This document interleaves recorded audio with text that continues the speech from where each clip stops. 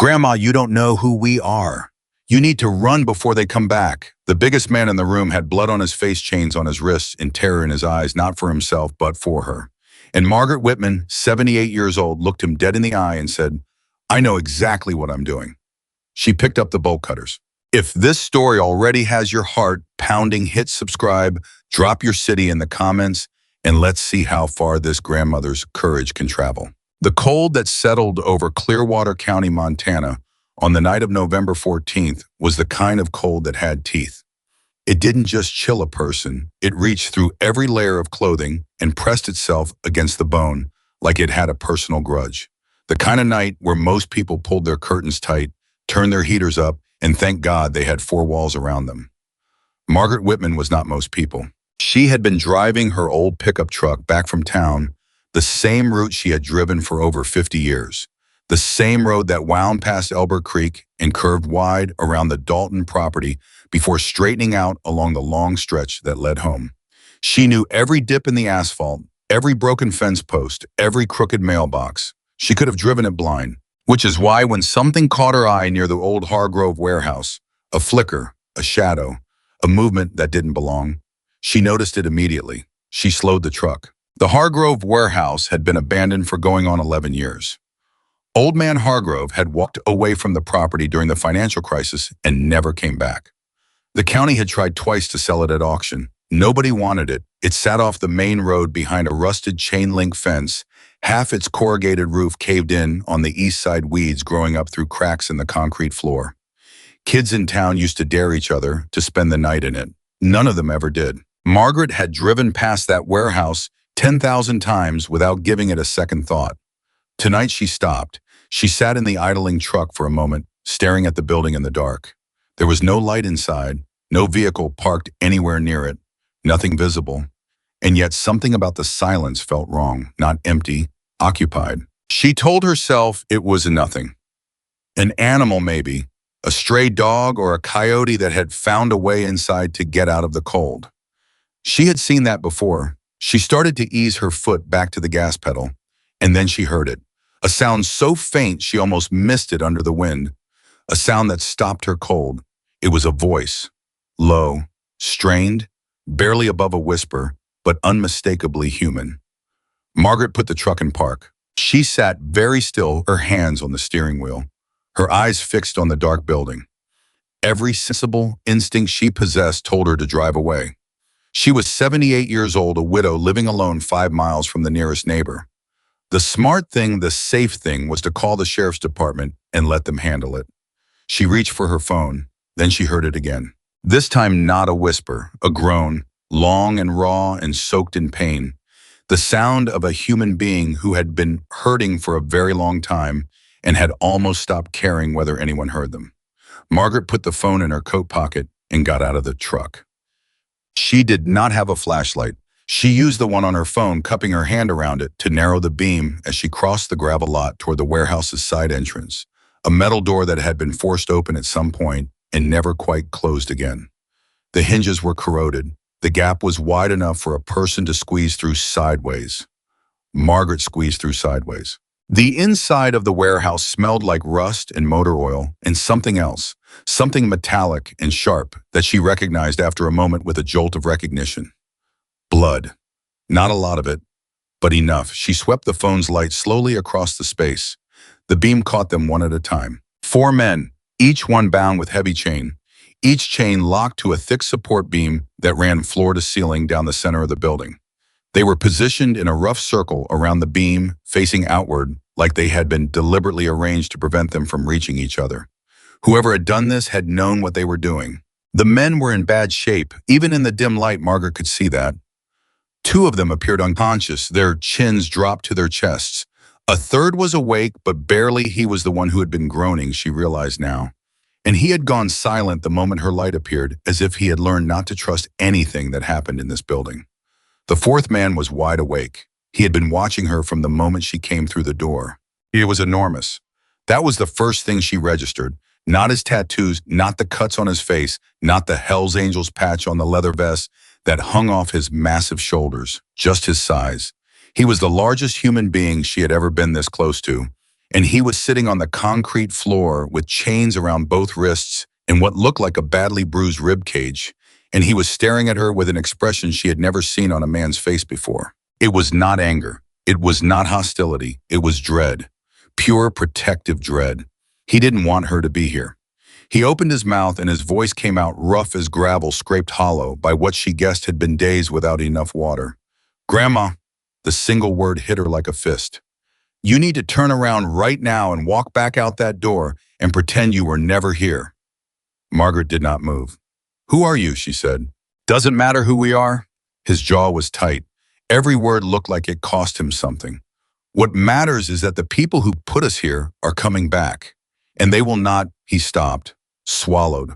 "They will not stop at a little old lady. You understand what I'm saying to you?" "I understand," Margaret said. She did not leave. She took a step closer instead, and the big man's eyes went sharp and urgent.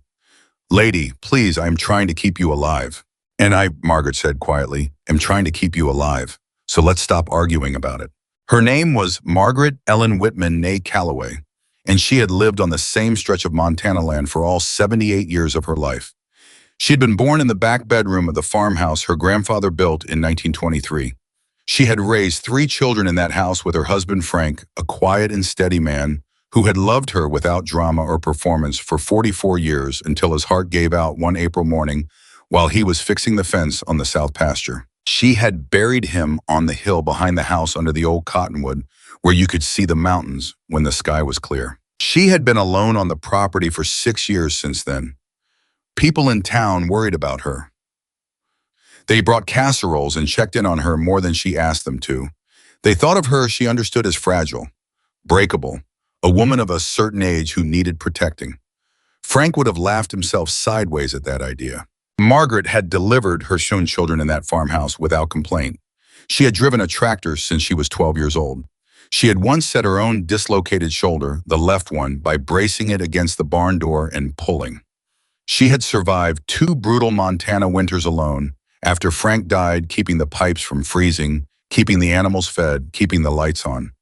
She was not fragile. She had simply learned over the course of a long life that the world treated old women as though they were. Standing in that warehouse looking at those 4 men, she felt something old and certain settle into place inside her chest. She had been afraid when she walked through the door. She was not going to pretend otherwise. Her heart had been hammering so hard she could feel it in her temples. But fear, she had discovered a long time ago, was not the same as weakness. Fear was just information. It told you that something mattered. It didn't tell you what to do about it. She looked at the big man, the one who was awake, the one watching her, and she said, "What's your name?" A beat of silence. "Jack," he said finally. "Jack Walker." "Margaret Whitman, Frank's wife." She said it the way people in Clearwater County always said it, as though Frank were still around, as though the county were small enough that the reference still meant something. "How long have you been here?" His jaw worked. 3 days, maybe 4. We lost track." "Are you hurt?" "2 of us got it worse than me and Danny." His eyes moved briefly to the unconscious men. "Victor's shoulder is dislocated or broken, can't tell which. Ray might have a concussion. I've got cracked ribs, probably. Danny's the youngest. He's okay, but He stopped again, looked down. "He's real scared." "And the men who did this to you, you said they were coming back. Tonight or tomorrow morning at the latest. They want something from us. Information about—" He stopped himself, looked at her differently. "Why are you asking all this? Why are you still standing here?" "Because I'm trying to figure out how much time we have," Margaret said simply. Another silence. Longer this time. "Lady Margaret." "Margaret." The way he said her name, she could hear him recalibrating something. "You cannot be here when those men come back. I need you to understand that. This is not a small situation. The people who put us here are not amateurs. They have done things."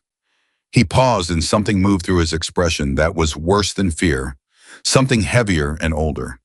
"Things I cannot tell you about right now without making you run out of that door. And you need to run out of that door." "I'm not running anywhere," Margaret said. "Tell me about the chains." She went back to the truck. Jack Walker watched her go with an expression she couldn't quite read, somewhere between desperate hope and pure despair. And she heard him say something under his breath that might have been a prayer. She moved as quickly as she could across the gravel, pulled herself up into the truck cab, and sat for exactly 3 seconds, thinking about what she was about to do. Then she got out of the truck and went to the bed. Frank's old toolbox had lived in the bed of that truck for 30 years. He had built it himself from a metal ammunition box. He got it at a surplus sale, welded a handle to it, painted it red. Every tool in it was Frank's. Every one of them had been used by his hands, and every one of them still carried for Margaret the specific weight of him. She knew where everything was without looking. She found the bolt cutters at the bottom left corner, wrapped in a canvas cloth. 18-inch channel lock model, commercial grade. Frank had bought them to deal with a fence situation back in 1998, and they had never left the truck since. She carried them back toward the warehouse. The walk back across that gravel, lot bolt cutters in hand alone. In the Montana dark, that was when the fear peaked. She felt it as a physical sensation, a rushing lightness in her chest, a tingling in her arms. Part of her brain was screaming at her with absolute clarity that this was the stupidest thing she had ever done in her life, that she was a 78-year-old widow with osteoporosis and a slightly unreliable left knee, and she was walking into an abandoned building toward four large men she had never met who were apparently involved in something dangerous enough that criminals had chained them to a beam. She thought about Frank. A person's true character is revealed by who they help when nobody is watching. He had said that to her the night before their wedding of all times. She had asked him then why he said it at a moment like that, and he had smiled at her in that private way of his and said, "Because I want you to know who you're marrying." She had thought about those words 1,000 times since he died. She thought about them now. She squeezed back through the gap in the door. Jack was staring at her. The young one, Danny, had his eyes open now, and he was staring at her too. With uncomprehending eyes and a young face that looked like it belonged on a college campus, not in a chain and blood situation in an abandoned Montana warehouse.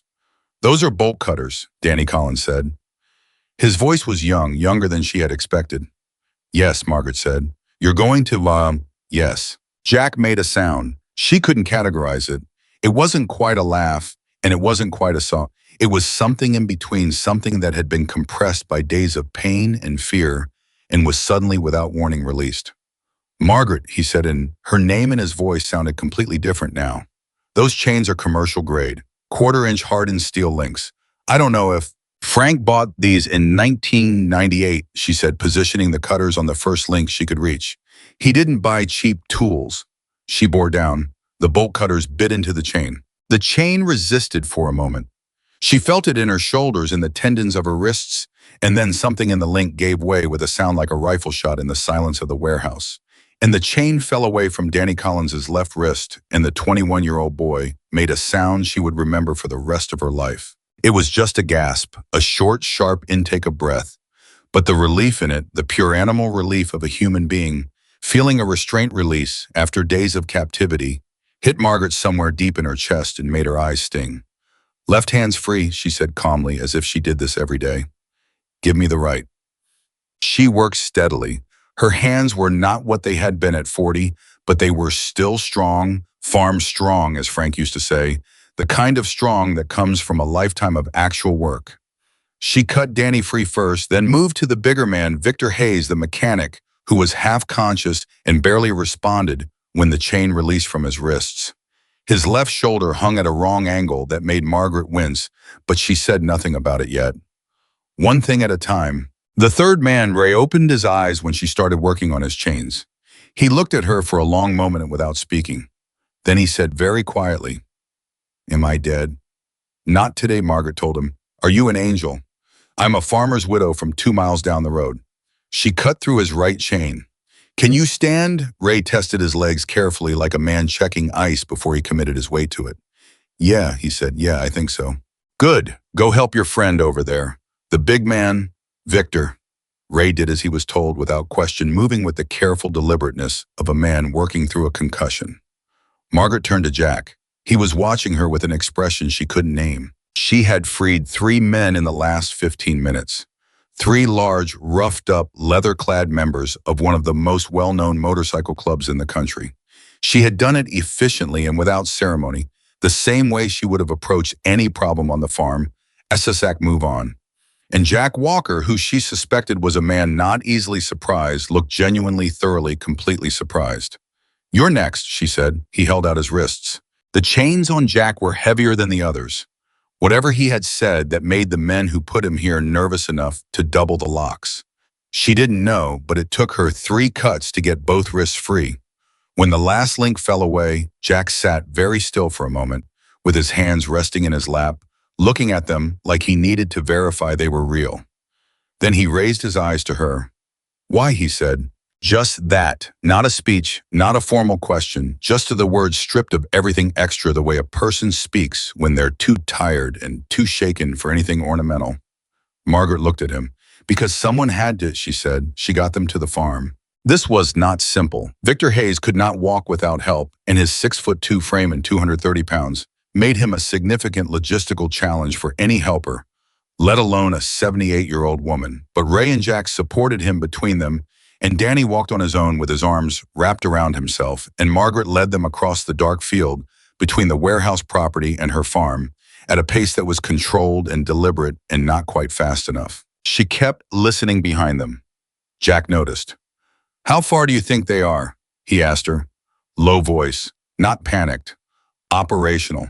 "I don't know," she said honestly. "You said tonight or tomorrow morning?" "Yeah." "Then we move like it's tonight." He looked at her sideways. "You been in situations like this before?" "No," she said, "but I've been in the middle of a Montana winter with a sick animal and no vet within 40 miles. The principle is the same." I was quiet for a second. "Then what's the principle? You work the problem in front of you," she said. "You don't waste time on the problem that isn't here yet." She heard him exhale slowly through his nose, something that was almost but not quite a laugh. Frank's old workshop was separate from the main house, a large outbuilding he'd used as a garage and workbench space. It was warm in the way only a well-insulated older building can be, holding heat long after the fire inside it went out. Margaret had kept a small electric heater running in there all winter because she used it for storage and didn't want the pipes to freeze. She got the men inside, got the heater on full, and started going through Frank's old first aid kit. It was, she knew, inadequate for what Victor Hayes actually needed. His shoulder was dislocated. She confirmed it by carefully pressing her fingers around the joint while he gritted his teeth and said nothing. She had seen enough dislocated shoulders over the years to recognize the shape of it. And Ray's concussion needed monitoring, and the cuts on Jack's face and chest needed cleaning. She worked. Victor's shoulder she could not put back herself. She told him this honestly and without apology. "You need a doctor for that, tonight if possible." She looked at Jack. "Is a hospital an option?" "Not right now," Jack said, his voice careful. "Not while whoever put us there doesn't know we're free. The moment we walk into an ER, someone could know within the hour.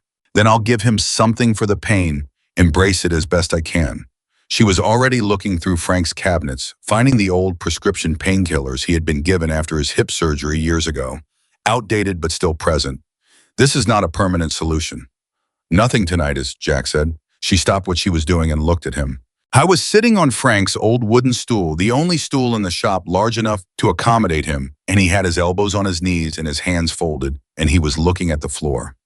For the first time since she'd found him, the alertness in his face had dropped, and she could see underneath it what the last several days had actually cost him. Not just physically, the lines around his eyes. The particular way exhaustion lands on a person when it has been held at bay by sheer will, and the will is finally in a safe place beginning to relax. "I was 45 years old, and he looked in this moment like a man who carried more than people could see." "Jack," she said. He looked up. "What do they want from you?" I was quiet for a long moment, long enough that she thought he might not answer. Then he looked at Danny, who was asleep on the floor with Frank's old camping blanket pulled up to his chin. He looked at Ray, who was sitting against the far wall with a bag of frozen peas from Margaret's freezer pressed to the side of his head. He looked at Victor, who had the painkiller in him now and was fading. Then he looked at Margaret, and he told her.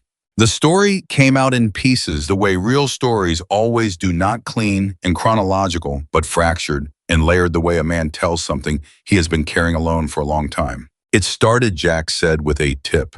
8 weeks ago, someone inside a criminal network that had been operating across 3 states, Montana, Wyoming, Idaho, had reached out to a contact they trusted. The network was running stolen motorcycles, which was not new. What was new was what they were using the operation to cover. Underneath the chop shops and the stolen parts trafficking, there was something larger. A laundering operation connected to a trafficking ring. Not drugs, people. Mostly young people. Mostly from vulnerable situations, runaways, people in crisis, people with no one watching for them. The Hells Angels had their own complicated history, and Margaret was not naive about that. She was not a woman who romanticized things. But what Jack described was something the club had stumbled into, not by looking for trouble, but by being in the middle of territory where trouble was already happening and having eyes and ears in places that law enforcement did not have access to. They had collected evidence, paper trails, photographs, names, the kind of documentation that in the right hands could take down an operation that had been running for years. We were moving it to people who could use it, Jack said. Federal contacts, people who would actually act in it instead of sitting on it for jurisdictional reasons or worse. He stopped. His jaw tightened. Someone found out, someone who was either connected to the network or being paid by them. We got taken by surprise. 4 of us separated from the rest of the club, no warning. They hit us fast and clean. The evidence, Margaret said. Where is it? Safe, he said. It's safe. They didn't find it when they took us. That's why they were keeping us alive. His expression went flat and hard. They think if they hold us long enough, one of us will break. Will you? The question was direct. She meant it directly. He looked at her for a long moment. No, he said. She believed him. Then we need to make sure you're still breathing, she said, so you can do what you started. She went back to the first aid kit, and then she said, almost as an afterthought, the words that started the next phase of everything.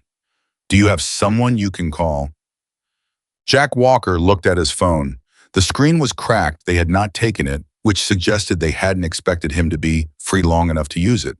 He had 41% battery remaining. He scrolled to a contact. He held the phone out to Margaret. First, she didn't quite understand why, until she saw the expression on his face. He was showing her the name on the contact before he called it. He was being transparent with her, telling her exactly what he was about to do. The contact name read Bishop National. National president of the club, Jack said. He needs to know what's happening, and when he knows, he paused. Things are going to get complicated. A lot of people are going to start moving. I want you to understand that before I make this call. Margaret thought about it for exactly 2 seconds. Call him, she said. Jack pressed the phone to his ear. Margaret stood in her late husband's workshop, surrounded by 4 injured men she had known for less than 2 hours, and listened to the call that would change everything. She heard the voice on the other end pick up after 2 rings sharp and immediate, not a man who slept deeply or easily. She heard Jack say, "It's Walker. We're out. We need, yeah, we're out." There's a pause. His eyes moved to Margaret. There's someone you need to know about. An old woman named Margaret Whitman. She came out of nowhere in the dark with a pair of bolt cutters. A silence on the other end of the line. Then a sound she could hear faintly across the connection, a sound that surprised her. A short, low, genuine laugh. Tell her, the voice on the other end said, clearly enough that she caught every word, that the Hells Angels don't forget a debt. Jack lowered the phone from his ear and looked at her. In Frank's old workshop, with the heater humming and 4 damaged men breathing slow, and the Montana dark pressing in against the walls, something shifted between them. Something that had no name she could put to it right then, but that she would recognize later, looking back, as the moment the story stopped being only about rescue and became something else. Something about what it means to do the right thing when nobody asked you to. Something about what happens when people find each other across every line the world draws between them. She looked back at him. Can your men get here before morning? She said. Oh, Margaret. His voice was quiet. The gravel was still there, but something underneath it had changed. You have absolutely no idea what you just set in motion. She nodded once slowly, pulled Frank's old wool blanket off the workbench shelf and handed it to him. Then you better rest while you can, she said, because by the sound of it, neither of us is going to sleep much after tonight. She walked to the workshop door and looked out into the Montana dark, at the long road, at the silence, at the cold stars over the mountains. And she waited. Somewhere out there, the men who had chained 4 people to a beam were making their way back. And somewhere out there, something much larger was already beginning to move toward this small patch of land in Clearwater County, drawn by a single phone call from a cracked screen with 41% battery. Margaret Whitman stood in the doorway of her dead husband's workshop and kept watch over the men inside. She was 78 years old. She was the most dangerous person on the property, and the night was only just beginning. The call lasted 4 minutes and 30 seconds. Margaret counted, not because she was anxious. She was past anxious by then, somewhere on the other side of it, where the body stops producing fear chemicals because it has simply run out, but because she was a practical woman and she understood that every minute between now and dawn was a resource, and resources needed to be tracked. Jack said very little after he hung up. He sat on Frank's stool with the cracked phone in his hand and stared at the floor for a moment, in the particular way of a man who has just done something irreversible and is now processing the weight of it. Then he looked up at her and said, "They're moving." "How many enough?" "That's not a number, Jack." He almost smiled. It didn't quite make it all the way to his face, but it got close. "More than we'll need," he said. "Bishop's calling everyone within a 3-state radius: Montana, Wyoming, Idaho. Anyone who can ride." Margaret absorbed that. "How long until the first ones arrive?" "Closest chapter is about 90 minutes out, maybe less if they push it." She did the math without speaking. It was somewhere around 2 in the morning. 90 minutes put the first arrivals around 3:30. If the men who had chained Jack and his brothers to that beam were planning to return at first light, which was the most logical interpretation of tonight or tomorrow morning, that gave them a window. Not a comfortable window, but a window. "Okay," she said. Jack stared at her. "Okay," he repeated, like he was testing the word. "We use the time we have," she said. "You need to eat something, all of you do, and I need to know everything about the men who are coming back to that warehouse. What they know, how many of them there are, whether they'll come to the warehouse first, or whether they'll have someone watching the roads." He was quiet for a second. "You're planning a response," he said. "I'm gathering information," she said, "which is what you do before you plan a response." This time the almost smile made it all the way. It changed his face entirely. When it did, made him look younger. Made the exhaustion step back half a pace. "Frank taught you that too." "Frank taught me a lot of things," she said, "but that one I figured out on my own." She went to the house to get food. The walk between the workshop and the house was maybe 40 feet, and Margaret walked it the way she had walked every dangerous stretch of ground in her life, without running, without looking behind her, with her ears open and her attention wide. She had learned a long time ago that running communicated panic to the thing chasing you, and that standing up straight and moving with purpose was its own kind of protection. She did not actually believe the men were coming in the next 40 minutes, but she believed they were coming, and that was enough to keep every nerve she had calibrated and bright. She made sandwiches. She made coffee, a full pot, industrial strength, the kind Frank used to call a working man's coffee, dark enough to stand a spoon in. She found the remains of a pot of chicken soup she had made 2 days ago and heated it on the stove. She put everything on a tray and walked it back to the workshop and said nothing about any of the logistics of what she had just done, because there was nothing to say about it. You fed people who needed feeding, that was all. Danny Collins sat up when he smelled the food. He had been asleep on the floor, the deep, thrown-back sleep of a young person's body, finally surrendering to exhaustion, and the smell of chicken soup pulled him up like a rope. He blinked at the tray in Margaret's hands, and then at her face, and then at the tray again. "Is that real?" he said. "It's real," she said. "Eat." He ate like a person who had been afraid he would never eat again. Margaret watched him for a moment, this 21-year-old boy with the bruised wrists and the young face, and felt something maternal and fierce move through her chest like a current. Ray took his soup without comment, but ate every drop of it. Victor, floating on the painkillers, managed half of the sandwich before he drifted again. Jack ate steadily and without drama, the way a man eats when he has trained himself to fuel his body regardless of circumstances. When he finished, he set down the cup and looked at her. "There are 3 of them," he said. "The men coming back." She had been waiting for this. She pulled Frank's old wooden chair over the one he had sat in while he worked on engine parts worn smooth by decades of him, and sat down across from Jack and listened. "The one in charge goes by Reyes, Miguel Reyes. He's not from here. He's operating out of Idaho, but he's been moving across state lines for about 2 years now. Smart, careful, the kind of careful that means he's been doing this a long time and hasn't been caught." Jack's voice was flat and factual, which Margaret recognized as the way you talked about something you had spent a lot of time thinking about and had stripped all the emotion out of because emotion was not useful. The other two are muscle. Brothers, actually Denton brothers, locals used to work the rodeo circuit. They know the land out here. That's why Reyes brought them in. They know this land specifically, Margaret asked. Clearwater County. They grew up about 30 miles east of here. She let that settle. So they'll know the roads.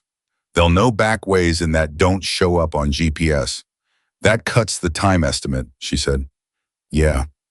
They looked at each other. What does Reyes want from you? She said.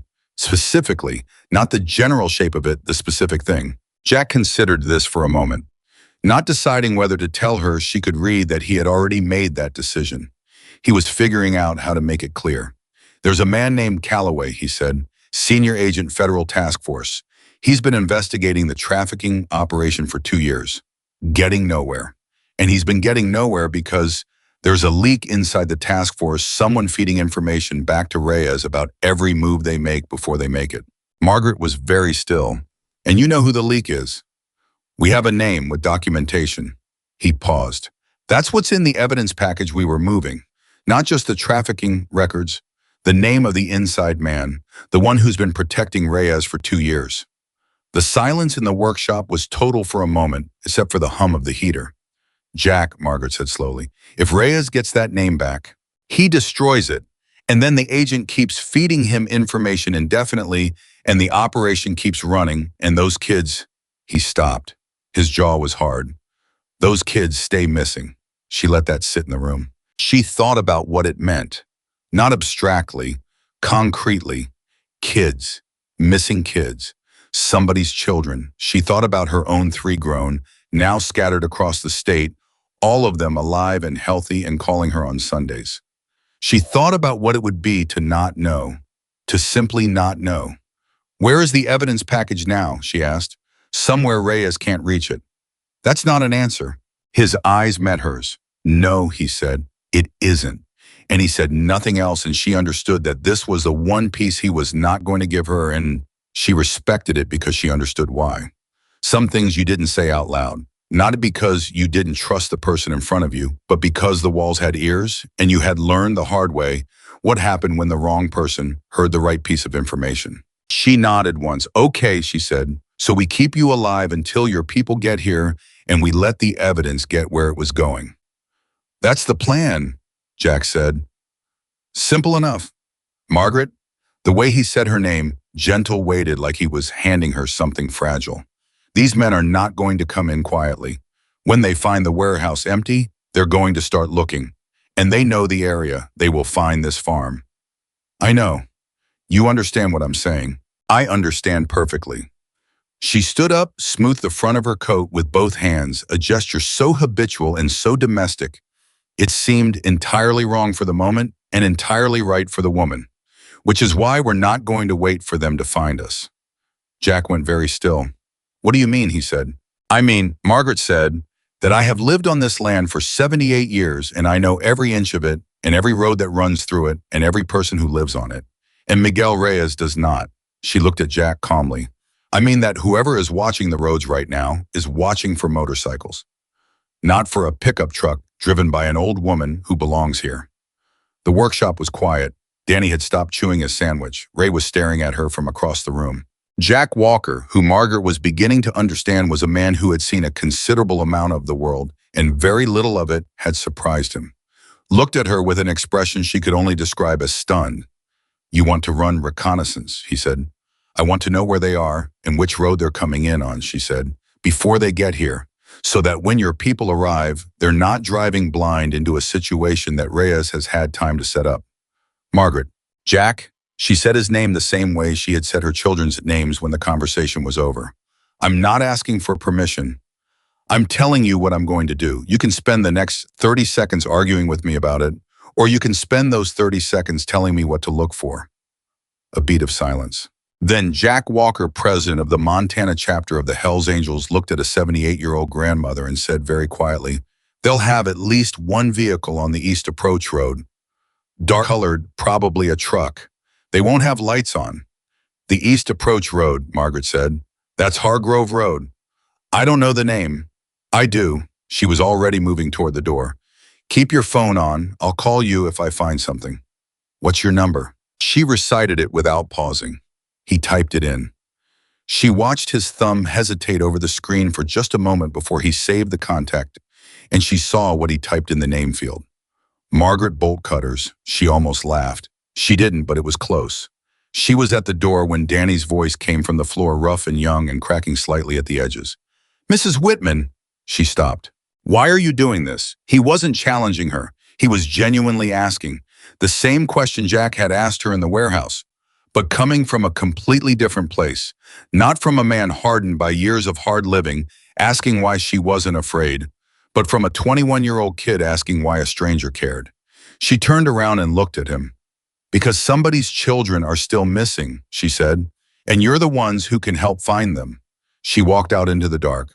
The cold hit her immediately, wrapping around her face and hands, but she welcomed it. It sharpened everything, made her aware of every sound, every shift in the air, the particular stillness of a rural Montana night at 2:30 in the morning when the world has gone quiet and anything moving through it is moving for a reason. She got in the truck. She did not start it immediately. She sat for a moment in the dark cab and did what Frank had always told her to do before any operation that mattered. She ran through it in her head, where she was going, what she expected to find, what she would do if she found something unexpected, what she would do if she found something worse. The East Approach Road. Hargrove Road was a two-lane county road that wound north from the main highway and passed within a quarter-mile of the abandoned warehouse, before curving west toward the Dalton property. If you were staging a vehicle to watch for incoming traffic without being spotted, you would park it in the gravel pull-off near the old grain elevator, where the road curved and you had clear sight lines in both directions, but the vegetation on the west side of the road gave you natural cover. Margaret had driven past that pull-off approximately 10,000 times. She knew exactly what a vehicle parked there in the dark would look like. She started the truck. She drove without urgency at the exact speed she always drove this road at night, 22 miles per hour, because it was dark and the deer were active in November. And she had hit one once 20 years ago, and Frank had never let her forget it. She kept the radio off. She kept her eyes on the road and let her peripheral vision do the work it was designed to do. She came around the curve near the grain elevator, and her peripheral vision caught it immediately. A dark truck parked in the gravel pull-off. No lights. One occupant visible, a silhouette in the driver's seat, not moving. Margaret did not slow down. She did not look directly at the vehicle. She drove past at her usual 22 miles per hour and kept her eyes straight ahead and breathed through her nose and kept her hands absolutely steady on the wheel. She was past the pull-off and around the next curve before she exhaled. She pulled the truck to the shoulder, put it in park, and called Jack. He picked up before the first ring finished. What did you find? Dark truck, dark blue or black, parked in the pull-off at the grain elevators on Hargrove Road. One person in the vehicle driver's side not moving. He's watching the north end of the road, the way your people will come in if they take the main highway approach. A pause on the line. She heard him relay this information to someone. Then, can you see the license plate? I drove past him. If I go back, don't go back. Sharp, immediate. Margaret, do not go back past that vehicle. I wasn't planning to, she said, which was mostly true. Is there another approach road? Something that comes in from the south or the west? Yes. She was already thinking it through. There's an old county road, people around here call it the Billings Cut, that comes in from the southwest. It's not maintained unpaved past the first 2 miles, but it's passable if you know what you're doing and you're not on a low-clearance vehicle. Motorcycles can handle unpaved, Jack said immediately. Then that's your road, she said. Tell your people, come in from the southwest on the Billings Cut. He won't see them until they're already inside the perimeter. A longer pause this time. How do you know all this? Jack asked. Not skeptical, genuinely curious. The roads, the pull-offs, all of it. I've lived here for 78 years, she said. I've driven every road in this county in every weather condition, in every season. I know this land the way you know the people in your club. It's just, she paused, searching for the right word. It's just mine. She heard something shift in his breath on the other end of the line. Get back to the farm, he said, please. I'm already heading back. And Margaret, yes. Don't do anything else until I tell you what Bishop says about the approach plan. I need you to promise me that. She thought about it honestly. I promise, she said, which was the truth because she had already done what she needed to do, and there was nothing else to be done alone. She drove back to the farm and went to the workshop and sat in Frank's old chair and watched the men sleep and waited. It was 3:17 in the morning. At 3:44, she heard the first motorcycle. Not close, it was still several miles out, coming in from the southwest. The way she had described, sound traveling clean and clear through the cold night air, but unmistakable. The deep, specific rumble of a large engine, and then before that sound had fully registered, another one joining it, and then a third, and then more until what she was hearing was not one motorcycle or three, but many too many to count by sound alone, coming in low and without lights on the Billings cut. Jack was on his feet before she could say a word. He was at the workshop door, both hands on the frame, his whole body alert. And when the sound reached him, he closed his eyes for just a half a second, and something moved across his face so quickly she almost missed it. Something raw and private. The expression of a man who had spent several days genuinely uncertain whether he would ever hear that sound again. They came, he said, barely audible. Of course they came, Margaret said. Danny was up. Ray was up, still pressing the peas to his head, but standing. Even Victor had pulled himself half upright against the wall. And then the first rider came around the corner of the farmhouse driveway, and his headlights swept the workshop, and Jack was out the door and across the yard before Margaret could follow, moving toward the incoming riders, with his arms wide, and for a moment she stood in the doorway of Frank's workshop and watched the reunion of men she had never met who had come from hundreds of miles away because 4 of their brothers needed them. She was not prepared for what she felt. She had expected to feel relief. She felt that. But underneath the relief was something unexpected, something that felt almost like recognition, like watching a thing she already understood in a different form. The way Frank's family had shown up the morning after he died, car after car, pulling into her driveway before she had even made all the calls, because word had traveled the way word travels in close communities from person to person and heart to heart, faster than any formal notification. The way love moves when it is real. She watched 50 men arrive on motorcycles in the dark on an unpaved Montana road, and she thought they are not so different from us. They never were. A man broke away from the group and walked toward her. Not Jack, someone else. Older, maybe 60, with a face like weathered leather and eyes that were sharp and quiet and had seen a great deal. He stopped in front of her and looked at her for a long moment without speaking. Then he said, "You are Margaret." "I am," she said. "I'm Bishop." He held out his hand and she shook it. His grip was firm and respectful. "Jack told me what you did." Jack was overstating it. "He said you walked into a dark building by yourself, cut 4 men loose, with hand tools fed them, ran reconnaissance on an armed surveillance position, and identified an alternate approach route that kept my people from riding directly into a trap." He paused. Which part was overstated? She considered this. "The part where he implied I had a plan," she said. "I was improvising." Bishop looked at her for a long moment. Then he smiled, a real one, not a polite one, and said, "In my experience, the people who are actually good at something always say they're improvising." He turned back to his riders. She watched him move through them the way a man moves through a space that belongs to him, not with arrogance, but with the specific ease of someone who knows exactly who and where he is. She watched him give instructions to men who listened with total attention and then moved immediately. She watched the group reorganize itself into something purposeful and directional. She watched and she thought about the surveillance truck on Hargrove Road and the man sitting in it who had no idea what was currently happening a quarter mile away. Jack came back to her side. "We're going to handle the situation at the warehouse," he said. "Bishop's going to send 2 riders to loop around and box the surveillance vehicle in. He can't call out and he can't drive out. And Reyes," she said, "if he's with the vehicle at the warehouse, Bishop's people will deal with it." "Deal with it how?" Jack looked at her steadily. "Legally," he said. "Citizen's arrest, call the county sheriff, hand him over with the documentation we have. We are not," he paused, "we are not going to do anything that gives a prosecutor a reason to look at us instead of at him." She held his gaze for a moment. "Good," she said simply. "You doubted that?" "I wasn't sure," she said honestly. "Now I am." He nodded, and she saw in his face something she understood very well.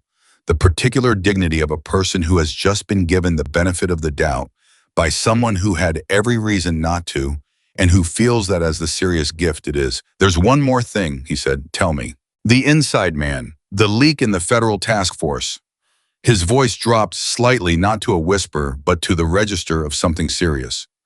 We need to move the evidence tonight, while Reyes is occupied. Get it to the right people before he has a chance to regroup or run. Do you trust those people? She asked. The right people. I trust one of them, he said. One agent, not Calloway, someone else. Someone who's been working this outside the task force because she didn't trust the task force. He paused. She's been waiting for this package for 6 weeks. She knows you're coming. She knows we were coming, he said. She doesn't know what happened to us. She's probably been, he stopped. Something crossed his face. She's probably been thinking we were dead. Call her, Margaret said. I'm going to, he hesitated. Margaret, after tonight when this is all over, however it goes over, I need you to understand something. She waited. What you did tonight, he said, and then he stopped, and she could see him working through something, a man who was not accustomed to saying what he was about to say.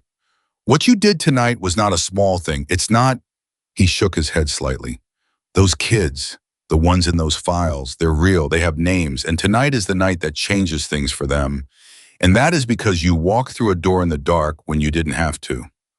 The workshop was quiet around them. Outside, she could hear the low rumble of engines and the murmur of men organizing themselves and the crunch of gravel and the particular alive sound of a large group of people moving with shared purpose. Margaret looked at Jack Walker and thought about Frank and about the south pasture fence where he had died and about the cottonwood on the hill and about the 44 years of a life built on the principle that you showed up for people even when it was inconvenient, even when it was hard, even when they were strangers. Because the alternative was a world where nobody showed up for anybody, and she had never been able to tolerate that alternative. Go make your calls, she said. Do what you came to do. He nodded, turned to go. Jack, he turned back. When it's done, she said, you make sure those kids are found. He held her gaze, and in his eyes she saw something settle, something that had been loose and uncertain for days, grinding against itself like a gear that hadn't caught, and that now, at her words, locked into place. Yes, ma'am, he said. He walked back toward the riders. Margaret stood in the doorway of Frank's workshop and watched the night organize itself around a purpose larger than any single person in it. She watched Bishop give the signal and the first group of riders peel away toward Hargrove Road, smooth and disciplined and quiet. She watched Jack make his call, pacing in tight circles, the way people pace when they are talking to someone they are relieved to hear when relief and urgency are competing in the same body. She watched Danny Collins pull himself straight and walk toward the riders like a man and not a scared kid, and she felt something warm move through her chest. She watched Rayhan Bishop, a folded piece of paper that she realized with a jolt must be something he had been keeping on his body through the entire ordeal, something important enough to protect with his own skin for 4 days. She watched Victor, pale, embraced, and half destroyed by his shoulder, refuse help walking and make it under his own power to the nearest rider who put an arm around him without being asked and held him up and said something quietly that made Victor close his eyes for a second. She watched all of it, and she felt for the first time since she had heard that sound in the dark near the Hargrove warehouse, something that was not urgency and not fear, and not the hot, focused energy of a problem being worked. She felt grateful, not for what was happening, for what was already done, for the fact that she had stopped the truck, that she had gotten out, that she had gone through the door. Frank had always said she was the braver one. She had always argued with him about it. Standing in that doorway at 4 a.m, watching the consequences of a single decision ripple outward across a Montana night, she thought that maybe he had been right. She thought, I hope you can see this, Frank. She thought, I think you'd have liked them. And then Bishop's radio crackled, and a voice came through it, sharp and clipped with information she couldn't fully hear across the yard. And Bishop turned to her with an expression she couldn't read and called out across the dark, Margaret, we've got a problem. She crossed the yard in 12 steps. Bishop was still holding the radio when she reached him, his face doing something complicated that a less observant person might have missed entirely. Margaret was not a less observant person. She had spent 44 years reading Frank's face across a dinner table in a house where neither of them was particularly expressive and she had learned to see the thing underneath the thing. What she saw underneath Bishop's expression was not panic. It was calculation, the specific look of a man who has just received bad information and is already moving it around in his head, testing its edges, figuring out what it changes. "Tell me," she said. He looked at her for half a second, like he was deciding whether to soften it. Then he decided not to, which she appreciated. "Reyes isn't at the warehouse," he said. "Our two riders got there 2 minutes ago. The building is empty. Surveillance truck on Hargrove Road also gone. Whoever was sitting in it got spooked and moved." Margaret's mind clicked through the implications immediately. When did the truck leave? Best estimate within the last 20 minutes. 20 minutes. She had driven past it roughly 35 minutes ago, which meant the man had stayed put for 15 minutes after she passed, and then something had made him leave. "He saw me," she said. Bishop looked at her. "When I drove past him," she said. "I thought I was clean. I didn't look directly at the vehicle. I maintained my usual speed, but I was in my own truck. He may have known my truck. If Reyes had the Denton brothers doing local intelligence, and they've been in this county long enough, they'd know the vehicles that belong on these roads," Bishop finished. "And they'd know which one didn't belong out here at 2:30 in the morning." She kept her voice level. "He called Reyes, and Reyes moved." The information settled over the yard like a cold front. Jack had come back to her side without her hearing him approach. She registered him on her left, close enough that she could feel the solidity of him in the dark. He had caught enough of the conversation to understand she could tell by the set of his jaw. "He's not running," Jack said. Not a question. Something in his voice said he knew Reyes well enough to know that. "No," Bishop agreed. "He's repositioning." "That's what I think." Margaret looked between them. "Where does he reposition to?" The two men were quiet for a beat that lasted exactly long enough to tell her they had the same answer and neither of them wanted to say it first. Jack said it. "He comes here." The word landed in the cold air and sat there. "He already knows the warehouse is compromised," Jack continued, and she could hear him thinking out loud, working it through in real time. "He knows someone found us. He doesn't know yet how many people are here or what we've got in terms of backup. But he's smart enough to know that whoever freed us didn't just set us loose on the road, they took us somewhere, and this is the closest property to that warehouse." He paused. "It's the logical place to look." "How long?" Margaret asked. "If he's already moving," Bishop said, 15 minutes, maybe less. She ran the math. 50 riders, plus the 4 men she had freed, plus herself on a farm property with 1 main road in and 2 secondary paths that required local knowledge to navigate.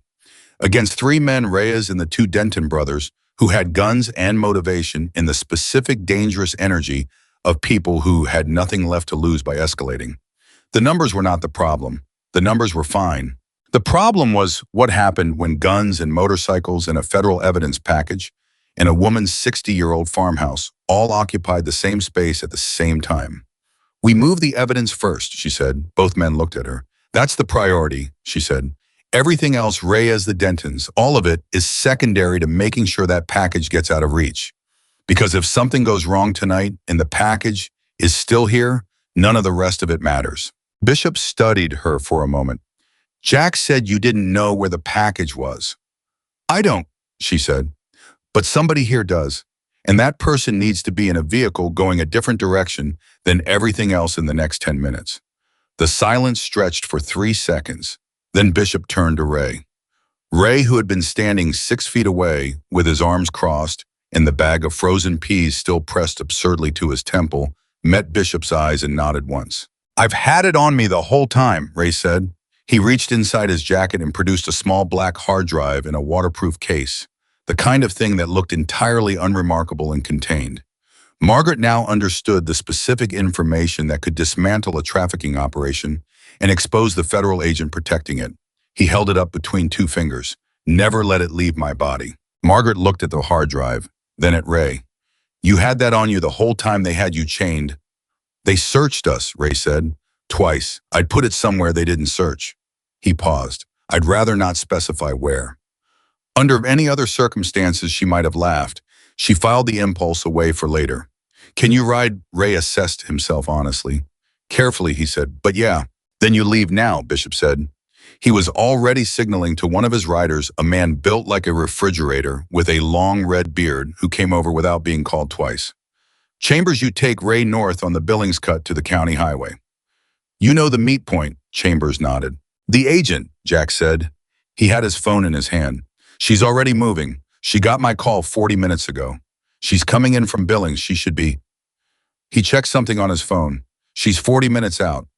Meet her halfway, Bishop told Chambers. Don't stop for anything. Chambers looked at Ray. Ray looked at the hard drive in his hand for one long moment, like a man saying goodbye to something he had been protecting long enough that it felt like a part of him. Then he handed it to Chambers, who put it inside his jacket in a single practice motion. Go, Bishop said. Chambers and Ray were on a motorcycle and moving in under 90 seconds. Margaret watched them disappear down the Billings cut and felt the specific relief of a critical task delegated to people capable of executing it. One problem solved. The one arriving in 15 minutes remained. Lights, Jack said suddenly. Everyone looked at him. The farm needs to look normal, he said. He was looking at Margaret. From the road. If Reyes drives past before he commits to coming in, he's going to look for activity. 50 motorcycles in a dark yard is not normal. 50 motorcycles in a dark yard with every light in the farmhouse on is an old woman who heard something and is too scared to turn the lights off. Margaret finished. Exactly. And the motorcycles. Bishop was already thinking. West side of the barn, he said, all of them. Out of sight line from the main road. 2 men on foot north field watch the road approach. Everyone else stays dark and quiet until I give the signal. The next 8 minutes were the most organized chaos Margaret had ever witnessed. 50 men moved 50 motorcycles to the west side of her barn with a speed and quiet that seemed physically impossible given the logistics involved. She had expected noise. She had expected the particular male difficulty of group coordination. What she got instead was something that looked more like a military operation than anything. She had a reference point for men moving in established patterns, communicating in low signals. She couldn't fully decode positioning themselves with the efficiency of people who had done this before. Maybe not this specifically, but something close enough that the muscle memory was there. She went inside the farmhouse and turned on every light. Then she came back out and stood on the porch. Jack materialized at the corner of the house. You don't need to be on the porch, he said, low, urgent. Someone needs to be visible from the road, she said. An old woman on her porch at 4 a.m. who heard something and is waiting to see if it comes back. That's a story that makes sense. Margaret. Jack, if I'm inside, the story doesn't hold. If Reyes drives past and this farm looks locked up and dark, he knows it's a setup. She kept her voice completely level. If there's an old woman on the porch with the lights on, he thinks he's found the right place and he thinks he has the element of surprise. She paused. He needs to think that. Jack was quiet for 3 full seconds. She could feel him working through every version of this and not liking any of the ones where she was wrong. If anything happens, he said, you go inside and you stay inside, no arguments. If anything happens, she said, I'll make my own assessment. That is not the agreement I'm proposing. I know. She looked at him. Jack, I'm not stupid. I'm not going to do anything reckless. You drove past an armed surveillance vehicle at 2 a.m. That was information gathering. That was reckless. It worked, she said. I muttered a sound that was half frustration and half something warmer, and then he disappeared back around the corner of the house and she was alone on the porch. She stood very still and looked at the road and waited. The cold was the same cold it had been all night, the same biting November cold, but she noticed it differently now. Her body had been running on adrenaline and purpose for hours, and the cold had been part of the background. One more input her brain was managing, standing still on the porch with nothing to do but wait. She felt it more directly. The ache in her left knee that always came in the cold, the stiffness in her lower back, the particular tiredness that lived in her hands. She thought briefly that she was 78 years old and had been awake for, she calculated, approximately 22 hours. That she was standing on her porch in a Montana November at 4 a.m, waiting to lure a dangerous man into a trap. She thought Frank would have had something to say about all of this. She thought he would have said, you're doing fine. She saw the headlights first.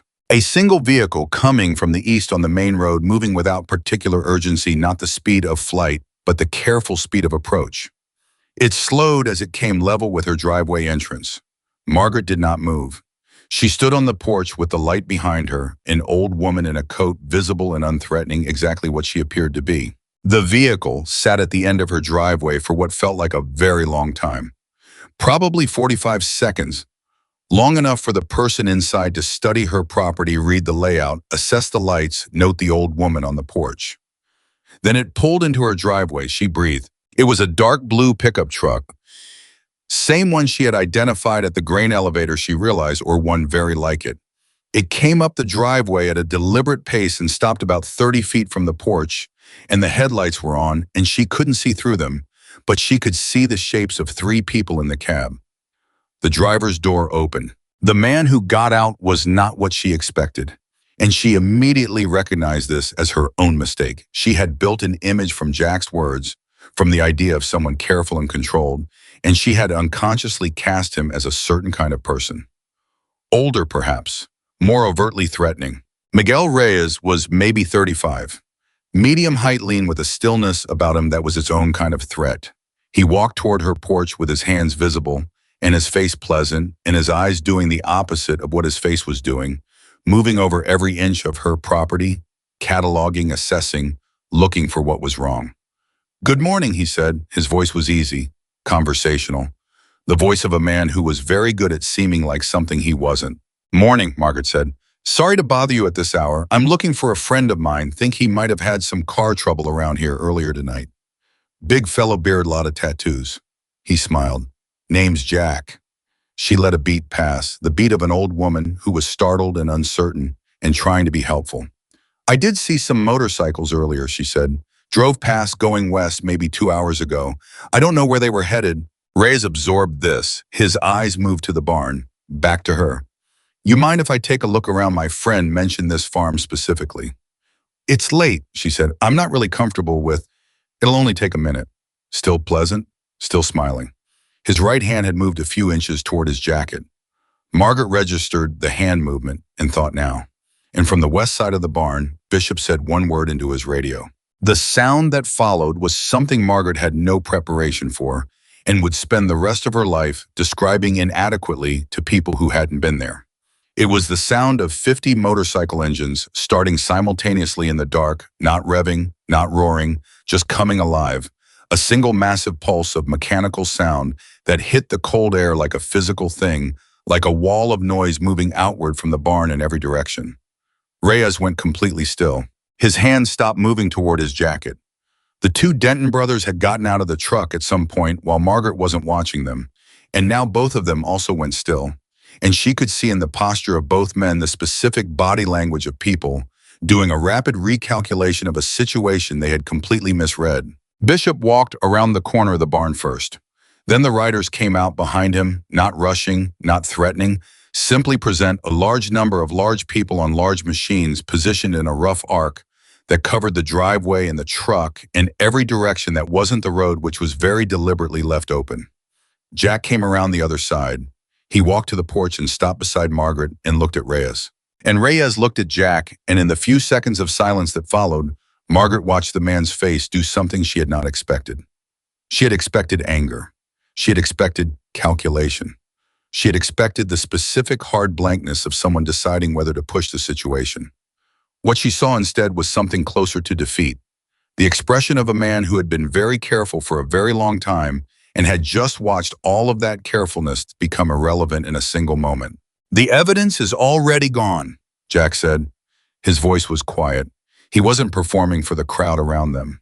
He was speaking directly to Reyes, the way you speak to someone when you want them to understand something precisely. 40 minutes ago, it's in federal hands right now. Not your federal hands, the other kind." Reyes said nothing. "The inside man," Jack continued. "We have the name. We have the documentation. All of it. It's over." Still nothing from Reyes.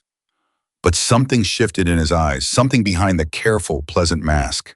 Then one of the Denton brothers moved. It was not a dramatic movement, not a lunge, not a draw, not anything with the shape of a movie moment. He simply took 2 quick steps to the left, and in those 2 steps, he covered the distance between himself and Margaret. And then he had her arm, and she felt the pressure of it, firm and purposeful, and she understood in that half second exactly what was happening. They had read the situation. They had understood that the numbers were impossible. They had made the calculation: 78-year-old woman was more valuable as leverage than as a bystander. The yard went silent. Jack's face changed. It was not a subtle change. Everything in him that had been controlled and precise and carefully managed in the hours she had known him came to the surface at once. And what was underneath was something she understood purely on an instinctive level. Not rage exactly, but something older and more absolute than rage. Something that had no interest in calculation. "Let her go," he said. The Denton brother, the older one, she thought with a face like a cracked plate, looked at Reyes. Reyes was looking at Jack. "We walk out of here," Reyes said. The pleasant voice was gone. What was underneath it was quieter and flatter and more honest. "The three of us, no interference, and she's fine." "You're not walking anywhere," Bishop said from behind them. "He's not talking to you," Reyes said, still looking at Jack. "He's talking to the man who was chained to a beam 3 days ago, who I let live." He paused. "I could have done this differently. I want him to remember that." "You want credit for not killing us while you had us captive," Jack said. His voice was extraordinary in that moment, flat and even and completely without heat, which was somehow more frightening than shouting would have been. "That's a low bar, Reyes." "It's still a bar." Reyes took one step sideways, putting himself closer to the truck. "I'm going to drive out of here. Marcus is going to let the old woman go the moment we're past the gate. You have my word." The word of a man who ran a trafficking operation. Margaret assessed the grip on her arm, firm but not painful. The Denton brother Marcus was not hurting her, was not escalating, was holding her the way someone holds something they're using as a bargaining chip rather than something they intend to damage. This told her something important. He did not want to hurt an old woman. He was not that kind of person. He was a frightened man doing a frightened thing. She had dealt with frightened before. She could work with frightened. "Young man," she said. Marcus looked down at her. He had not expected her to speak. "You grew up 30 miles east of here," she said. "Jack told me you worked the rodeo circuit." She kept her voice conversational, as if they were meeting at the Clearwater County Fair and not in her driveway at 4 in the morning. "Your family's still in the area?" He stared at her. "I'm asking," she said, "because I know most of the families east of here. Clearwater County isn't large." She paused. "And I'm asking because whatever Reyes has told you tonight is worth the morning after is still going to come. And when it does, the question of what you did at 4 in the morning on a woman's farm is going to matter. To your family. To you." Something moved in his face. "Let me go," she said quietly. "This isn't who you are." She did not know that. She had no way of knowing that. But she said it with the absolute conviction of a woman who had lived long enough to understand that most people given a clear path to do the right thing will take it, because most people are not truly beyond redemption. Most people are just scared. Marcus's grip loosened, not entirely, but enough that she felt it. Reyes saw it too. "Marcus," he said sharply. And in the half-second of Marcus's hesitation, two things happened simultaneously. The second Denton brother made a move toward his jacket, and Bishop's riders moved. Not all of them, but 3 positioned and ready, the movement smooth and fast and unequivocal. The second Denton brother stopped, and Marcus let go.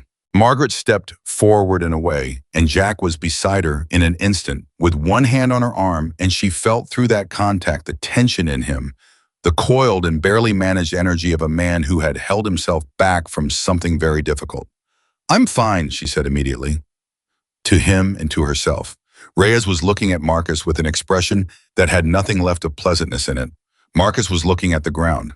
"It's over," Jack said to Reyes. "Stand down, all 3 of you, right now." Reyes turned back to him, and for one moment, one long suspended moment in which Margaret felt the entire situation hang on the specific decision of one man. She watched Miguel Reyes look at the 50 riders around him, at the 2 Denton brothers who had just lost their nerve, at the evidence that was already 40 minutes gone, and in federal hands at Jack Walker standing beside an old woman in a farm driveway at 4 in the morning. And she watched him do the math. She watched him understand that the math had been wrong from the beginning. "Call the sheriff," Reyes said. "To no one in particular. To the air. I'll wait."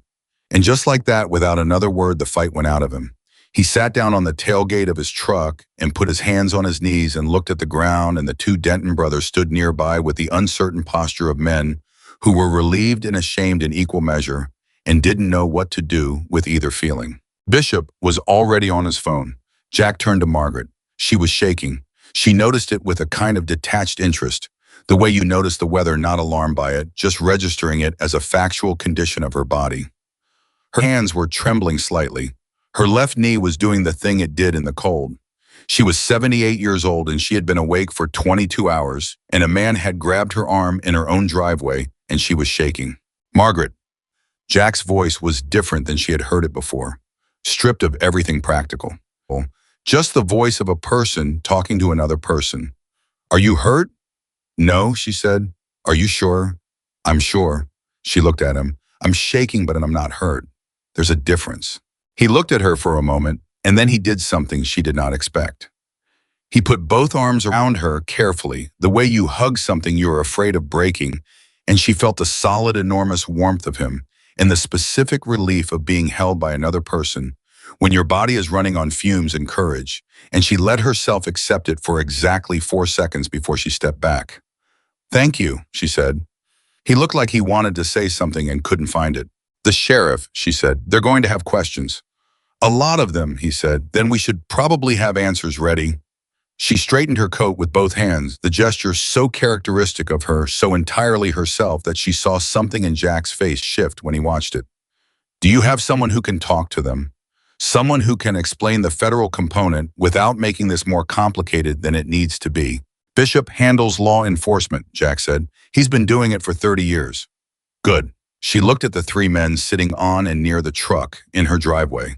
3 men whose entire carefully constructed operation had just collapsed around them, who were sitting on a farm they had driven to as a last option, and who were now waiting for a sheriff in a county they had been operating in for 2 years without ever once being inside a courtroom.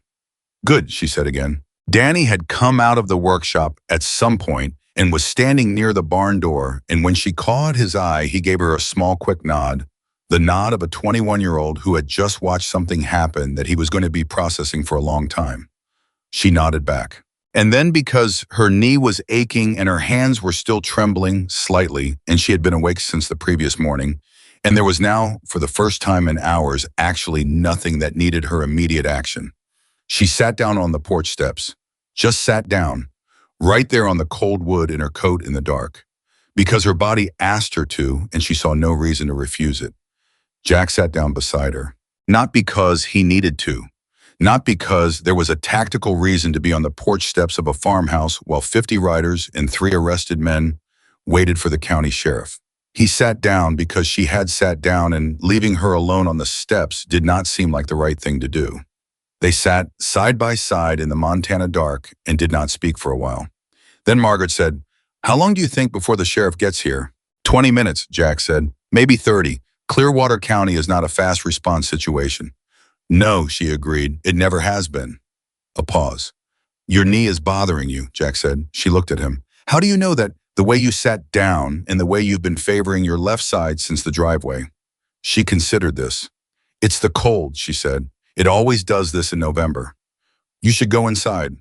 I will, in a while. Now would be better. Probably, she agreed and did not move. He didn't push it. He sat with her in the cold and watched the yard and the men in it, and after another moment he said very quietly, she picked up. Margaret looked at him. The agent, he said. I called her right before everything started. She had the package within 30 minutes of Chambers and Ray meeting her. It's in federal custody right now. The right federal custody. He paused. She's moving on the inside man tonight, before he can be warned. The weight of that settled over her slowly. The trafficking operation, she said. It goes down, he said. Not tonight, not this week, but the framework for taking it down is now in place. And the person who was protecting it is going to spend the next 20 years explaining himself to a federal judge. She thought about the kids, the missing kids, the ones with names she didn't know in situations she couldn't fully imagine, in places she couldn't find on a map. How many, she said. I was quiet for a moment. The documentation covers 37 confirmed cases, he said. But the agent thinks it goes higher.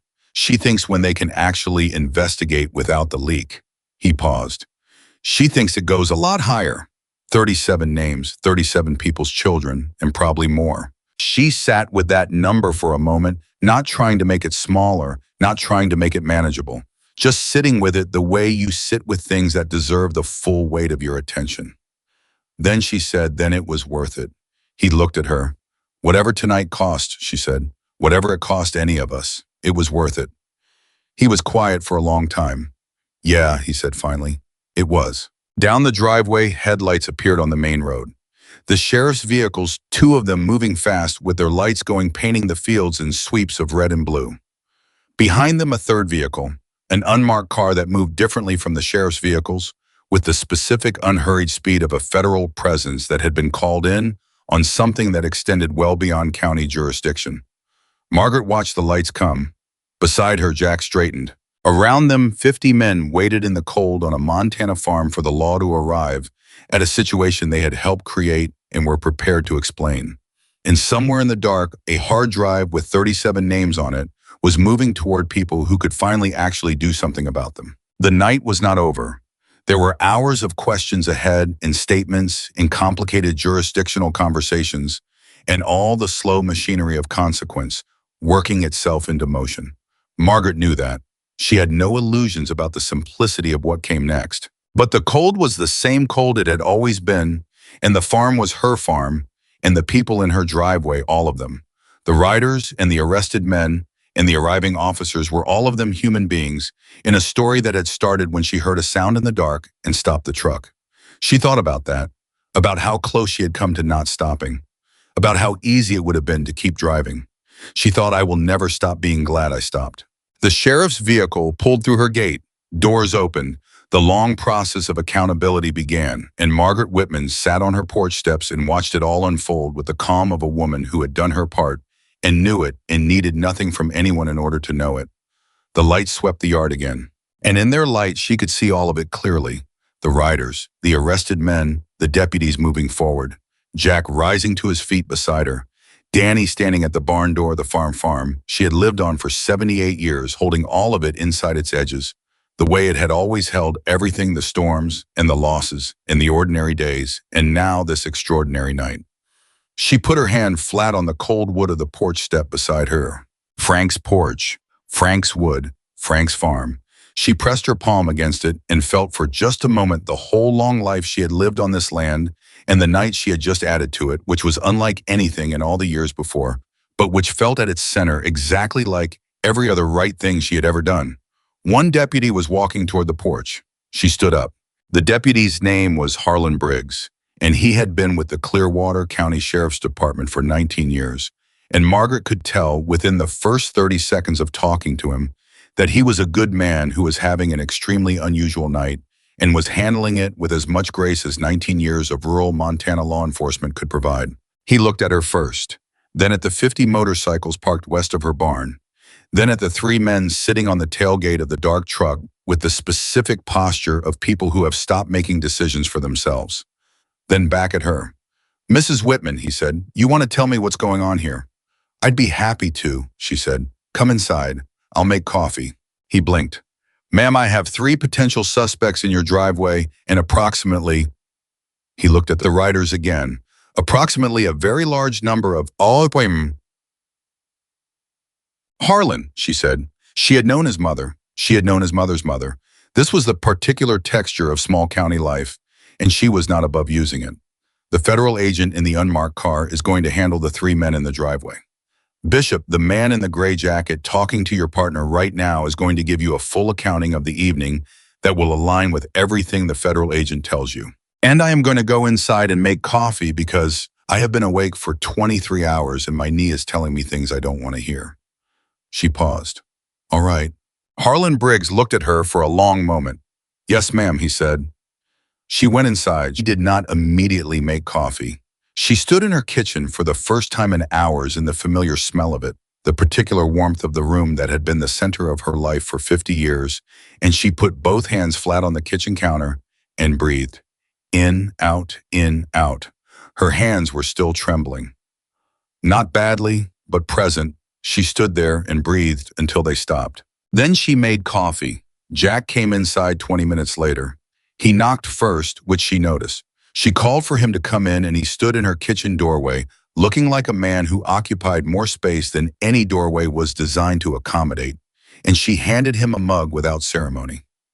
He took it, wrapped both hands around it, stood in her kitchen drinking it, and said nothing for a long moment. "The federal agent," she said. "Is she handling it?" "She's handling it," he said. "Her name is Sandra Reeve. She's been on this for 2 years and she is—" He paused, searching. "She is not a woman who does things halfway." "Good. She wants to talk to you." Margaret looked at him. "To me specifically." "To you specifically." He met her eyes. "You were on the property when Reyes arrived. You heard what he said. You were a witness to the interaction in the driveway." He paused. "And she knows what you did tonight. The whole sequence of it. She knows you're the reason any of this happened." "I'm the reason 4 men are free," Margaret said. "Agent Reeve and her people are the reason anything permanent happens as a result." She'd disagree with that framing. "She can disagree with me in person," Margaret said. "Tell her to come inside. I'll pour another cup." Sandra Reeve was not what Margaret expected, but Margaret had stopped expecting things to match her expectations approximately 4 hours ago. She was 43, compact and precise in the way of someone who had learned to take up exactly the space she needed and not 1 inch more. She had dark circles under her eyes that said she had driven from Billings through the night and had been awake longer than Margaret, which Margaret respected. She had a handshake that was direct and brief, and a way of looking at you that felt less like assessment and more like attention. She sat at Margaret's kitchen table and accepted the coffee and looked at Margaret across the rim of the mug for a moment before speaking. "You drove past an armed surveillance position at 2:30 in the morning," she said. "I did," Margaret said, "alone in your personal vehicle." "I was the only person who could do it without drawing attention," Margaret said. "A 78-year-old woman in a pickup truck on her own county road at any hour is not suspicious. A motorcycle or an unfamiliar vehicle or a group of any kind that was suspicious." Sandra Reeve considered this. "That's tactically sound," she said. "It was common sense. Sometimes they're the same thing." She set down the mug.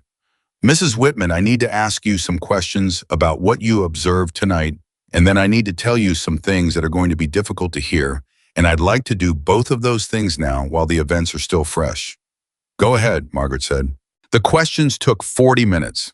Sandra Reeve asked them with the clean precision of someone who had done this thousands of times, not leading, not suggesting, just opening space for what was observed and then following it exactly where it went. Margaret answered everything she was asked. She described what she had seen, what she had heard, what she had done, and in what order and why. She described Marcus's grip on her arm and the way it had loosened when she spoke to him. She described Reyes's face when he understood the evidence was gone. Sandra wrote things down. She did not react to anything Margaret told her with surprise, which told Margaret she had already heard most of it from the writers and was now verifying. When the questions were done, Sandra closed her notebook. She was quiet for a moment. Then she said, "There's something I need to tell you." Margaret waited. "The inside man," Sandra said. "The leak in the task force. We moved on him tonight 3 hours ago, simultaneous with our arrival here." Her voice was carefully even. "His name is Gerald Morrow. He's been with the federal task force for 7 years. In that time, he has compromised 4 separate investigations into the trafficking operation, including one that came within 3 weeks of resulting in a mass rescue operation." She paused. 31 people who were recovered in that operation were not recovered because Morrow flagged the timeline to Reyes before we could move. The kitchen was very quiet. 31 people, Margaret said. 31 confirmed. Our analysts think the actual number of compromised rescues is higher. Sandra looked at her directly. Because of the evidence that was delivered tonight, we now have full documentation of every instance of Morrow's interference. We have a complete timeline. We have names. She stopped. We can go back to every case he compromised and reconstruct it. We can potentially locate people who are still missing. Margaret absorbed this slowly. She was good at absorbing difficult information. She had learned that skill the day Frank died standing in a field in April and had practiced it in every hard moment since. You didn't rush understanding. You let it arrive at its actual speed. How many people are still missing, she said, from cases he compromised? We don't know yet, Sandra said. That's the work of the next weeks and months. That's what the evidence makes possible. She held Margaret's gaze. That's what tonight makes possible. The clock on Margaret's kitchen wall said 6:47. Dawn was coming in through the window in the thin gray way of November, not warm, not dramatic, just the slow return of light.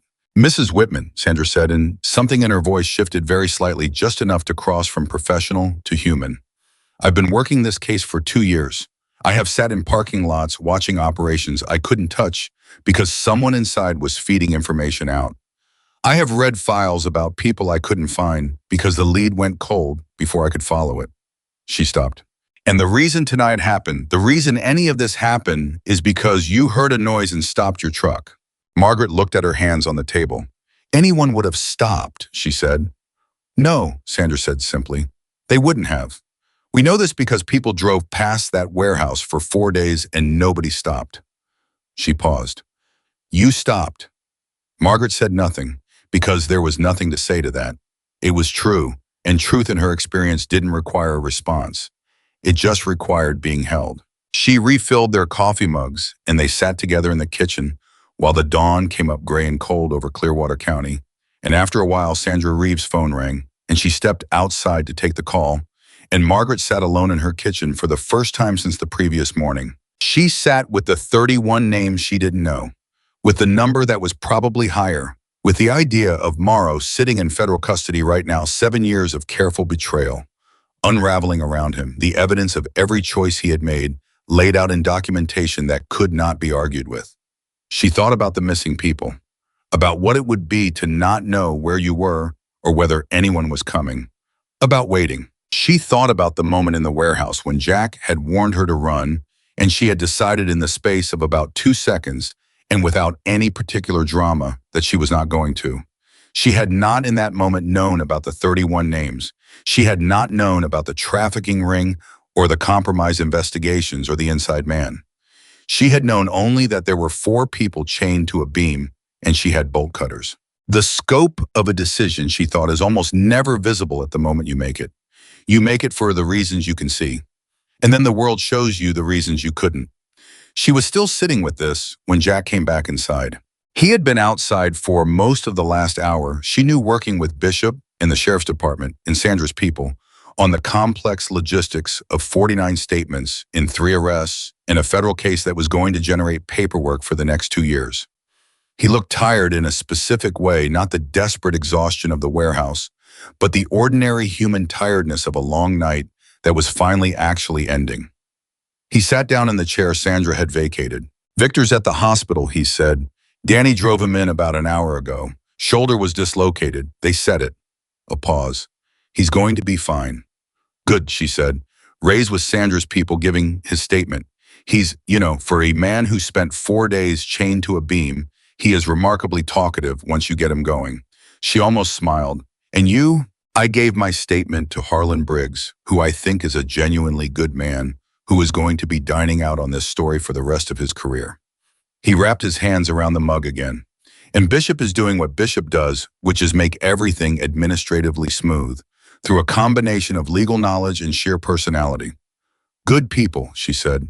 The best, he said, in the simplicity of it, the unguarded warmth of it, told her more about Jack Walker than anything else he had said in the hours she had known him. They were quiet for a moment. Then Jack said, I want to ask you something. Ask. When Marcus grabbed you, his voice was careful the way you handle something fragile. Were you scared? She thought about it honestly. Yes, she said. Not the same kind of scared as when I walked into the warehouse. That was a big fear, all the unknown in front of me. This was a smaller fear, sharper. She paused. The kind where you know exactly what the threat is and you have to decide what to do about it anyway. And you talked to him, Jack said. You talked to him instead of what there was nothing else to do. She looked at Jack.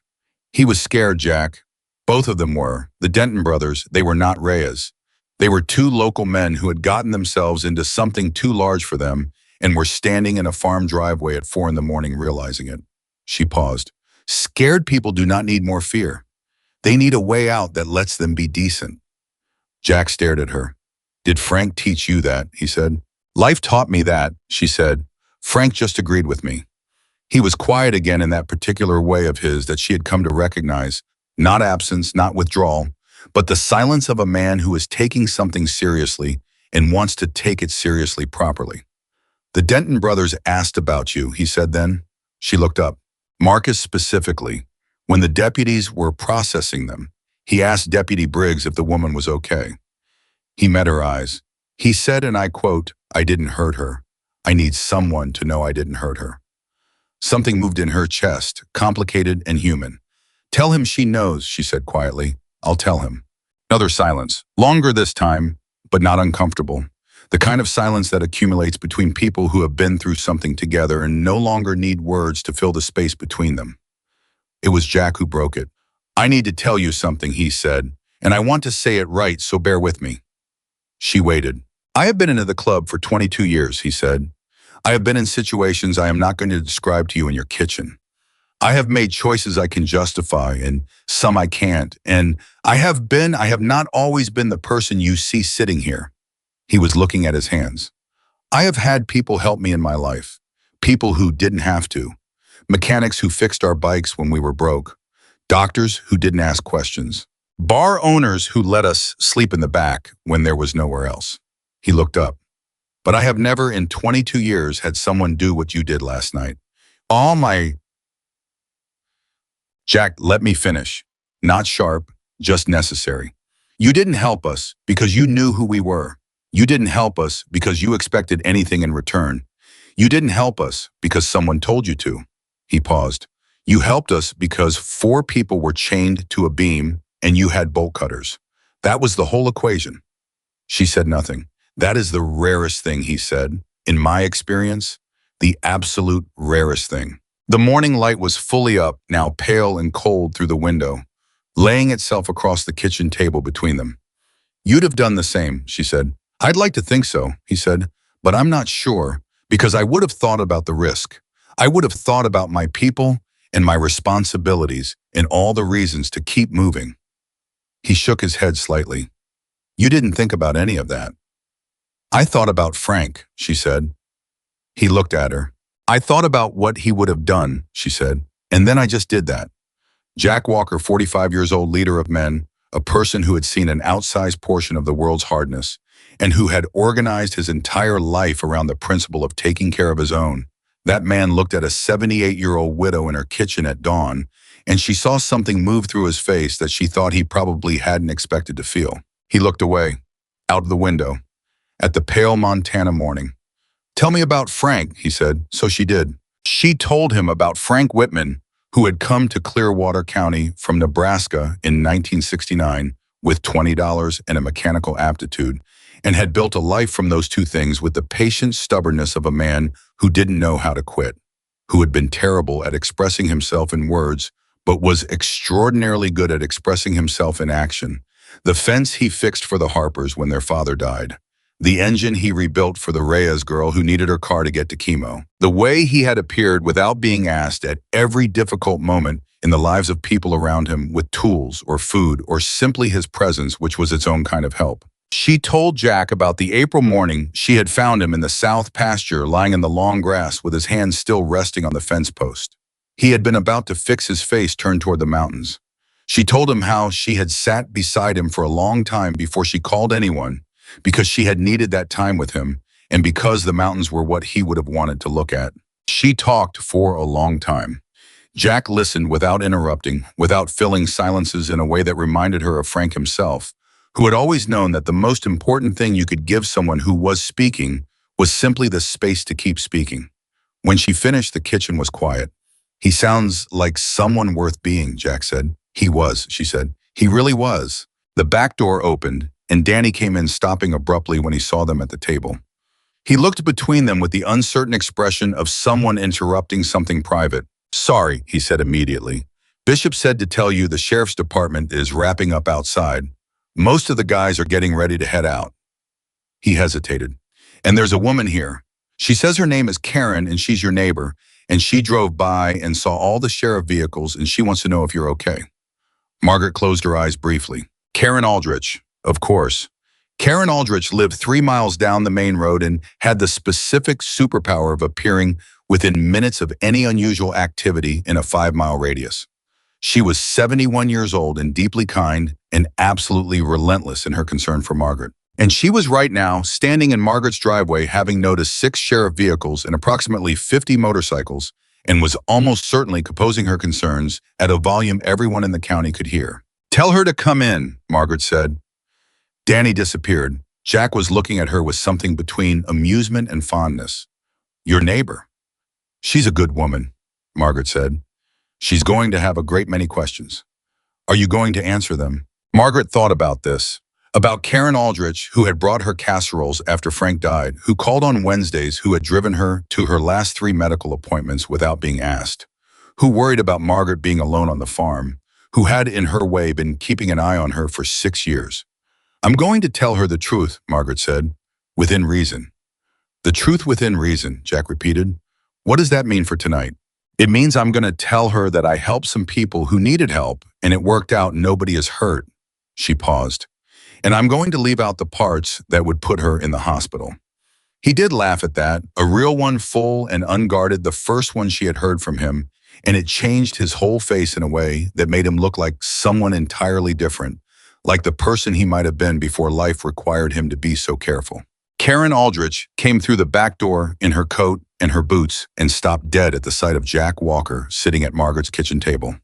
Her eyes went from Margaret to Jack, to the coffee mugs, to the badge visible on Sandra Reeves' jacket, through the window, to the motorcycles in the yard, and back to Margaret. "Margaret Elaine Whitman," she said. "Good morning, Karen," Margaret said. "What in the—" Karen stopped, regrouped, looked at Jack. "Who are you?" "Jack Walker," he said. He stood up because Margaret noted he stood up when women entered a room. "I'm a friend of Margaret's." Karen stared at him. At his size, his tattoos, his leather vest, his gray beard, at the cuts still visible on his face, at the entire comprehensive fact of him in Margaret's kitchen. Then she looked at Margaret. "How long have you known this man?" she said. "About 6 hours," Margaret said. Karen pulled out a chair and sat down at the table. "Pour me some of that coffee," she said, "because I think I need to hear this from the beginning." Margaret poured the coffee. Jack sat back down, and Margaret Whitman, 78 years old, lifelong resident of Clearwater County, Montana, widow of Frank Whitman, who had taught her that character is revealed by who you help when nobody's watching, began for the first time to tell the story of the night she had lived. She did not tell it dramatically. She did not perform it. She told it the way she told everything, plainly, in order, with the facts given their proper weight and the feelings acknowledged without being exaggerated. She told it the way Frank would have told it, which was also the way it deserved to be told.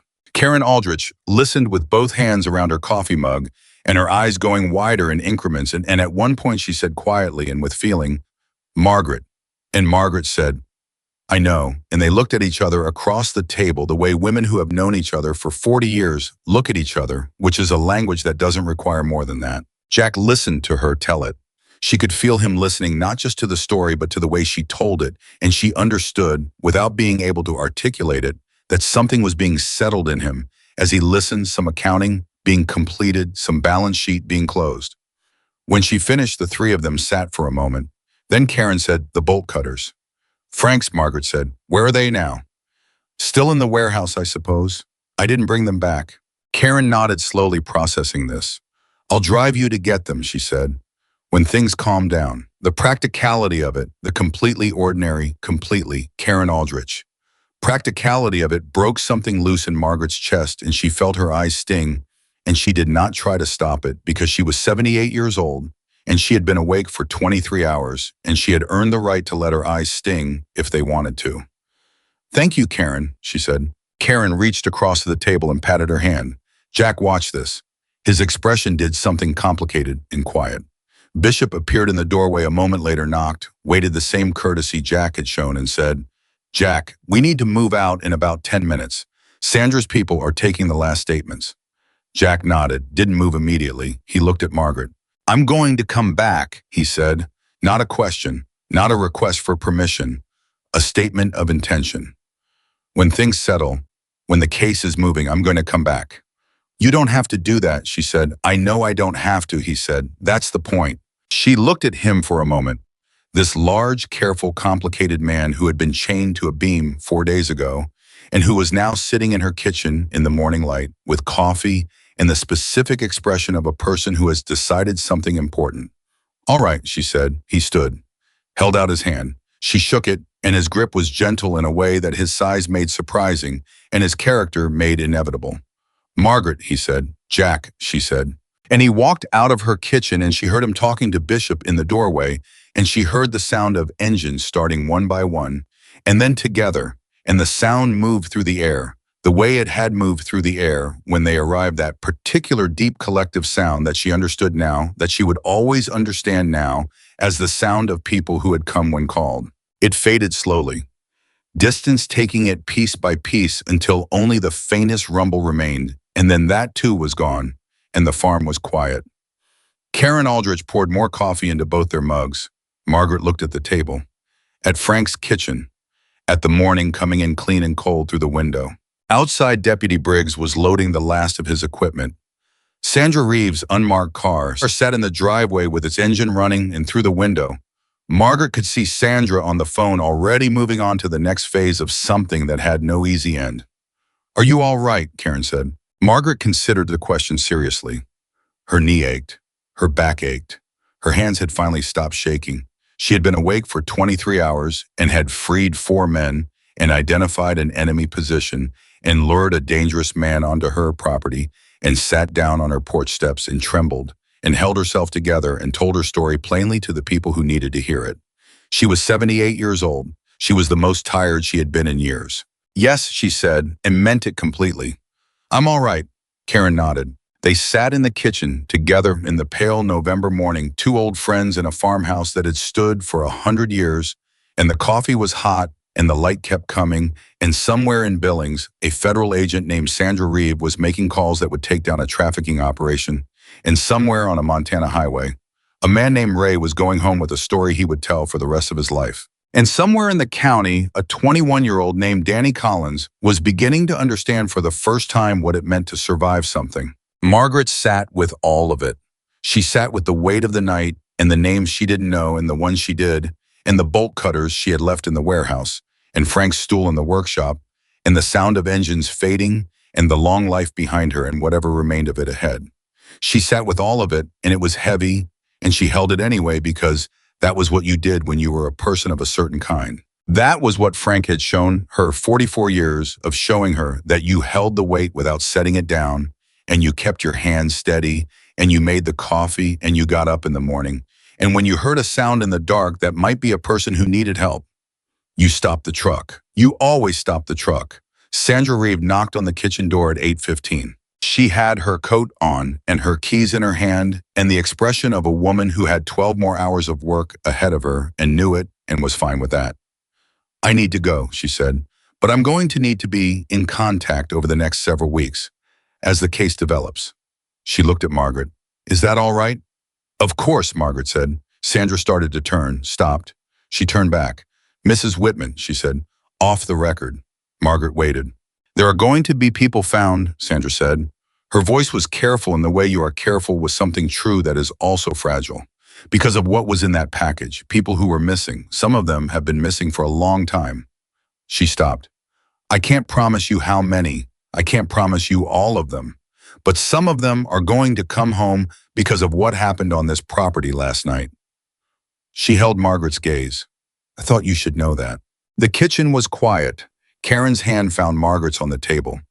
Thank you, Margaret said, for telling me. Sandra Reeve nodded once and walked out of the farmhouse into the pale Montana morning and drove away down the long road, and Margaret Whitman sat in her kitchen with her neighbor's hand over hers and thought about all the people she would never meet who might, because of a stopped truck and a pair of bolt cutters and 44 years of one good man's example, come home. She slept for 11 hours. She did not mean to. She had intended to sleep for 4, maybe 5, the way she always did when she was overtired.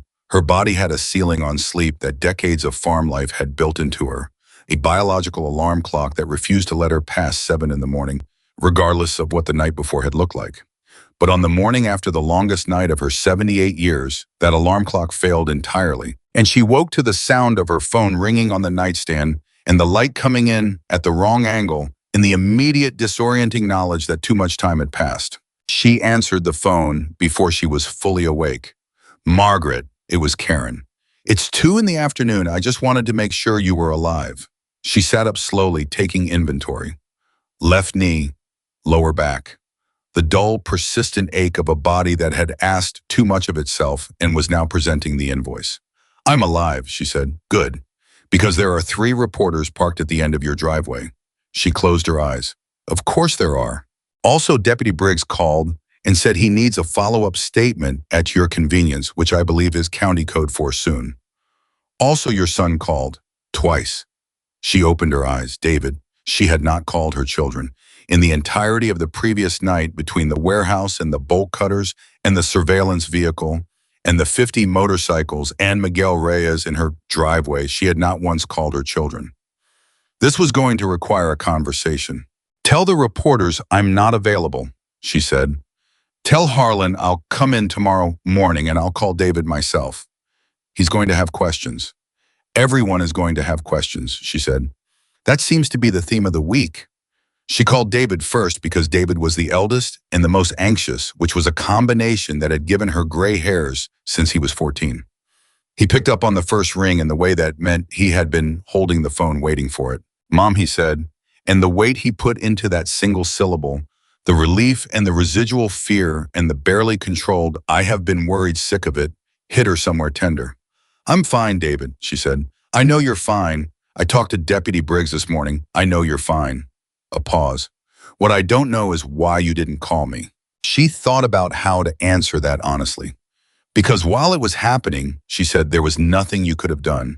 And I didn't want you driving 4 hours in the dark in November, worried about something you couldn't affect.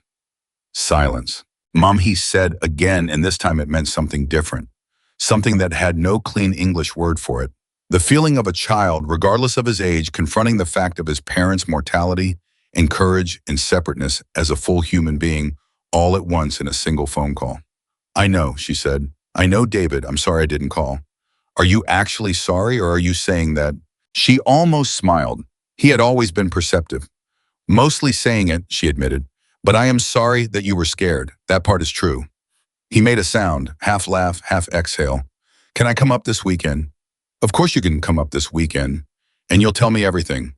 I'll tell you what I can, she said, which was the honest version of yes. She called her daughter Claire next, and then her youngest Tom, and each conversation had its own specific shape.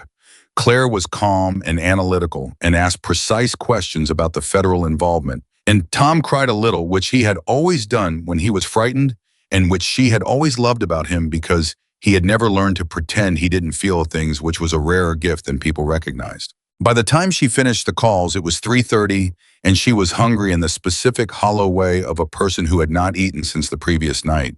She made eggs and toast and stood at the kitchen counter, eating them and looking out the window at the farm, which was entirely normal and entirely itself in the pale afternoon light.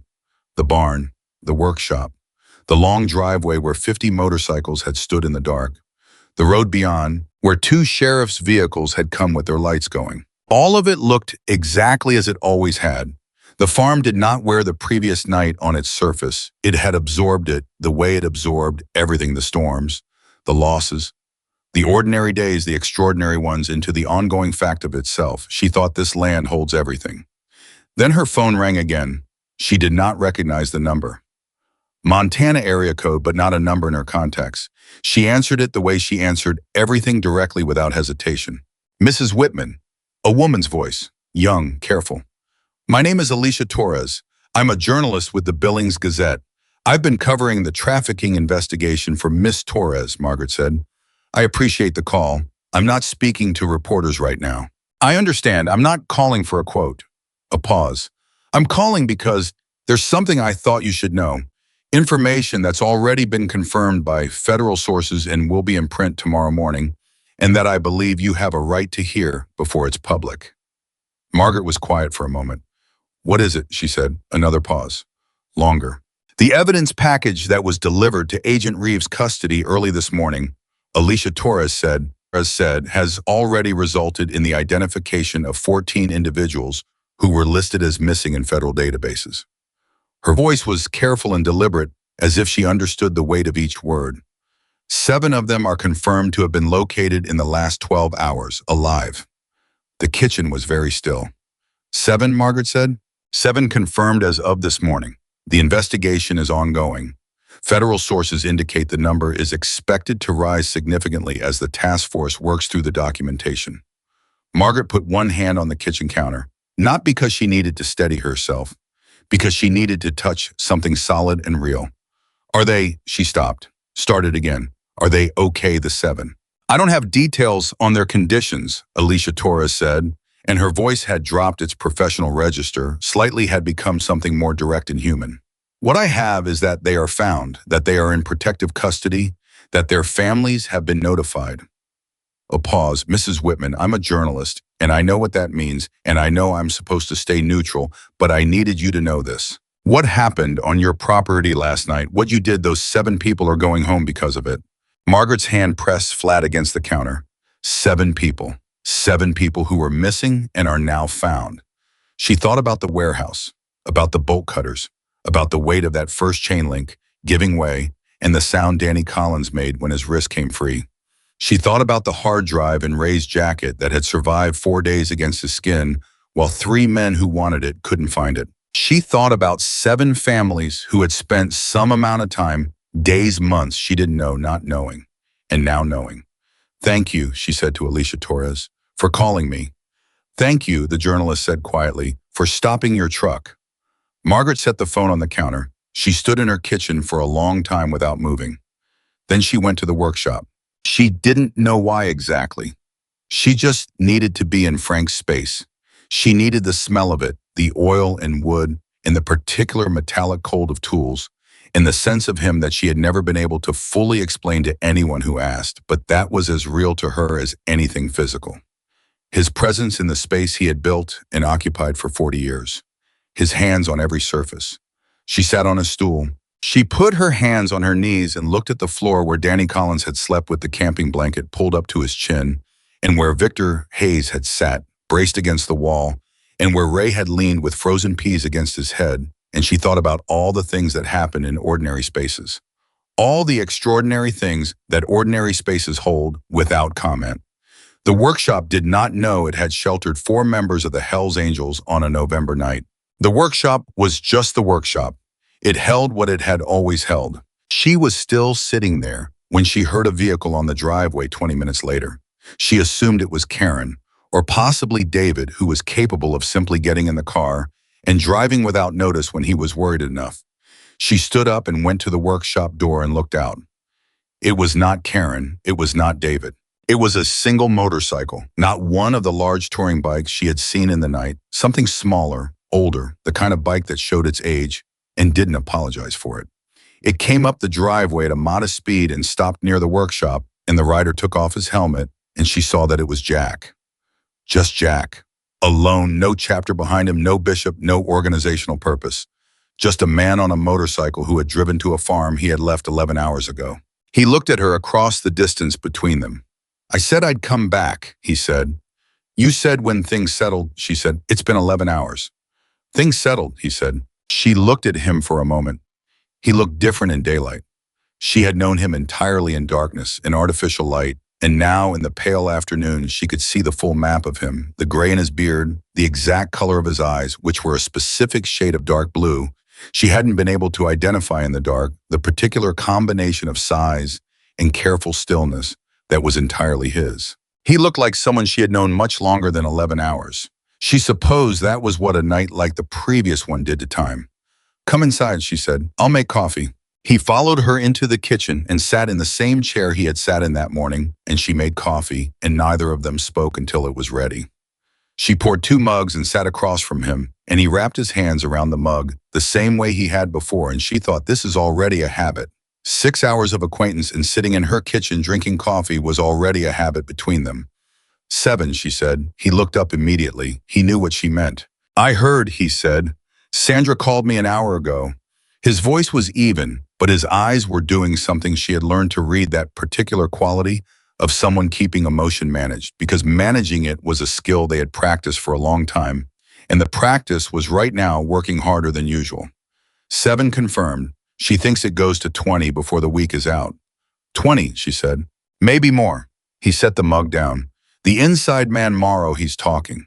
which Sandra did not expect and which apparently is not common in cases like this.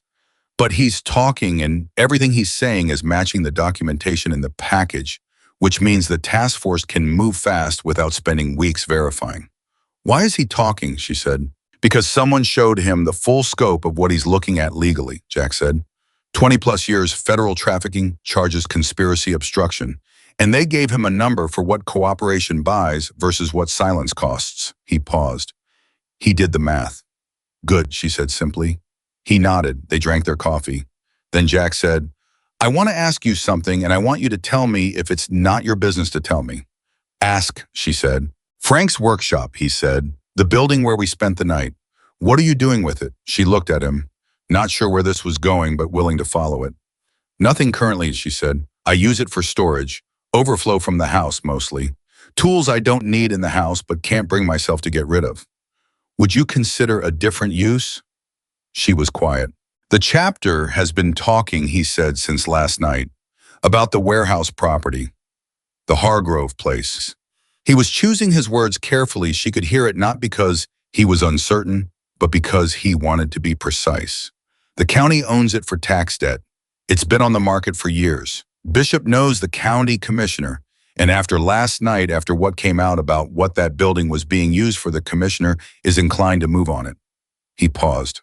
We want to buy it, and we want to do something with it. What kind of something, she said. A repair shop, he said, open to the community. Free or reduced costs for people who can't afford standard mechanic rates. Motorcycles, yes, but also farm equipment, regular vehicles, anything with an engine. Victor would run it. He's the best mechanic I've ever worked with, and he's been wanting to stop traveling and put down roots for years. He paused again. And your workshop, we'd like to ask whether we could incorporate it, not take it, partner with it. Frank's Tools, your land on the edge of the property. It would connect the two buildings, give us the space we'd need for equipment storage. Margaret sat very still. She was thinking about Frank, about his tools on the walls of the workshop organized by size and type on the pegboard. He had built himself, every tool in its place, every tool used. She was thinking about Frank's belief, quiet and constant, and never once stated as a belief because he simply lived it, that things should be used, that tools were meant to work, that a skill was meant to be given away. She was thinking about Victor Hayes putting his massive, gentle mechanics hands on an engine in a building that had been Frank Whitman's workshop in a community. Frank Whitman had loved doing exactly what Frank Whitman had done in 1,000 small, unremarked ways across 40 years of his life. She was thinking about 7 people going home. She was thinking about what Sandra Reeve had said, some of them are going to come home because of what happened on this property last night. Yes, she said. Jack looked at her. Yes, she said, again more firmly. Frank would have wanted his tools used. He would have. She stopped, took a breath. He would have liked Victor, she said. He would have liked all of you, actually, and he would have been extremely annoyed that I didn't introduce him sooner. Jack smiled. And again, the way it changed his face, the full weight of it, warm and genuine and undefended, hit her somewhere that made her chest ache in a good way. There's one more thing, he said. There's always one more thing, she said. He reached into his jacket. He produced something small, a piece of paper folded in quarters worn at the creases from being carried for a while. He unfolded it and slid it across the table to her. She looked at it. It was a drawing, hand done not professionally, but with real skill, someone who could draw and had taken the time. It showed the exterior of a building, the Hargrove warehouse, she realized but transformed. Repaired roof, new door, a sign above the entrance. She leaned forward to read the sign. Whitman's, it read, Community Repair, Frank Whitman, 1940-2020. In his memory and in hers, her throat closed. She did not speak for a long moment. She sat looking at the drawing with her hands flat on the table and the morning light on the paper and the faint sound of the wind outside, and she let it land, the full weight of it. The specific gravity of being seen and known and honored by people she had known for less than a day. Jack, she said finally. Her voice was steady. You can't name it after me. I'm not dead yet. He laughed. He actually laughed, and she laughed too, and for a moment the kitchen was full of something light and human and real. We'll revisit the name, he said when he recovered, but the concept stands. The concept stands, she agreed. She folded the drawing carefully along its original creases and held it in her hands for a moment. Outside, a car came up the driveway. She heard it before she saw it, the specific sound of David's car, which had a loose belt he kept meaning to fix and never did. She would have recognized it anywhere. She stood. "My son," she said. Jack stood too. "I'll go." "You don't have to." He considered this. "I'll come back," he said, "for the workshop conversation, for the property discussion, he paused, "for coffee, if that's all right." "It's all right," she said. He walked to the door and she walked with him, and he stopped on the threshold and turned back. "Margaret," he said. She looked at him. "I've been in this club for 22 years, he said. "I have stood beside men through things I can't describe to you. I have seen people at their best, in their worst, and everything between." He held her gaze. "I have never in my life been helped by a stranger the way you helped us last night. And I have never," he stopped, looked down briefly, looked back. "I have never in my life felt as ashamed of having misjudged a situation as I was when I looked at you in that warehouse and told you to run." She was quiet. "You were right," she said, "to warn me." "I was wrong to think you would need the warning," he said. She looked at him for a long moment. This complicated, careful, large-hearted man who had been chained to a beam and freed by bolt cutters, and who was standing in her doorway with a drawing of a building named after her dead husband. "Take care of your people, Jack," she said. "Yes, ma'am," he said. "You take care of yours." He walked to his motorcycle. David's car had stopped in the driveway, and David was standing beside it, 47 years old, with Frank's build and Margaret's eyes looking at the motorcycle, and then at the man walking toward it, and then at his mother in the kitchen doorway, with an expression that contained approximately 37 questions. Jack put on his helmet, looked at David for a moment, gave him a nod that was simple and direct and man-to-man, the nod of someone who has no reason to explain himself and no intention of starting now. David, to his credit, nodded back. Jack started the engine. The sound of it was nothing like the 50 motorcycle sound of the previous night. It was singular and personal, one voice instead of a chorus, but it carried the same resonance, the same particular quality she would recognize for the rest of her life. He backed out of the driveway and turned onto the road and was gone. David walked to the porch. He stood in front of her and looked at her for a long moment. This son of hers, this anxious, careful, loving man who had driven 4 hours in November on a Tuesday afternoon because he needed to see with his own eyes that she was all right. "Mom," he said. "I know," she said. "Are you?" "I'm fine, David." "You look," he studied her. "You look different." She thought about that. "I might be," she said. He opened his arms. She stepped into the hug the way she stepped into everything, without hesitation, without drama, with the full weight of herself. She felt his arms around her and his relief in the specific tightness of it, and she held him back with the same completeness. "Come inside," she said when they separated. "I'll make more coffee and I'll tell you what I can." "What you can," he repeated. "What does that mean?" "It means some of it is still federal," she said, "and some of it is not my story to tell, and the rest of it I'll give you." He followed her inside. She poured coffee. She sat across from him at the kitchen table where she had sat across from Jack and Sandra and Karen, in the chair that had held so many different people in the last 24 hours at the table that had been the center of her life for 5 decades. She told David what she could. He listened the way he had always listened, leaning forward slightly, elbows on the table, processing in real time, the engineer's brain that he had gotten from Frank, organizing the incoming information as she gave it. She watched him absorb it piece by piece, and she watched his face go through the sequence. Disbelief, concern, or something that landed finally as pride, and she let him feel all of it without rushing him past any of it. When she finished, he was quiet for a long time. Then he said, "The bolt cutters." "Frank's," she said. "Where are they?" "I left them in the warehouse," she said. "Karen offered to drive me to get them." He nodded slowly. "I'll take you," he said. "You don't need to come all this way to drive me a quarter mile down the road." "I know I don't need to," he said. And then he looked at her with Frank's eyes and said, "That's the point." And she realized he had heard it from her, that phrase, that specific logic every time in his life. She had done something for him that she didn't need to do. He had been holding it all these years. He was giving it back now. She smiled. "All right," she said. "Finish your coffee first." 3 weeks passed. In those 3 weeks, the federal investigation expanded in ways that made national news, though the stories coming out of Billings and Washington were careful about what they attributed to specific events and specific people.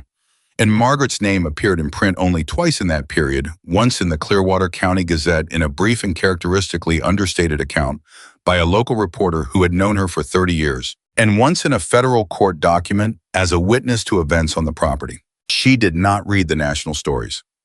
She trusted that what needed to happen was happening and that the people doing it were competent, and she had too much to do on her farm in November to spend time reading things that weren't going to change based on her reading them. The number of confirmed recoveries went from 7 to 19 in the first week. Sandra Reeve called her with each update herself, which Margaret had not asked for, but which she accepted and was grateful for. 19 people.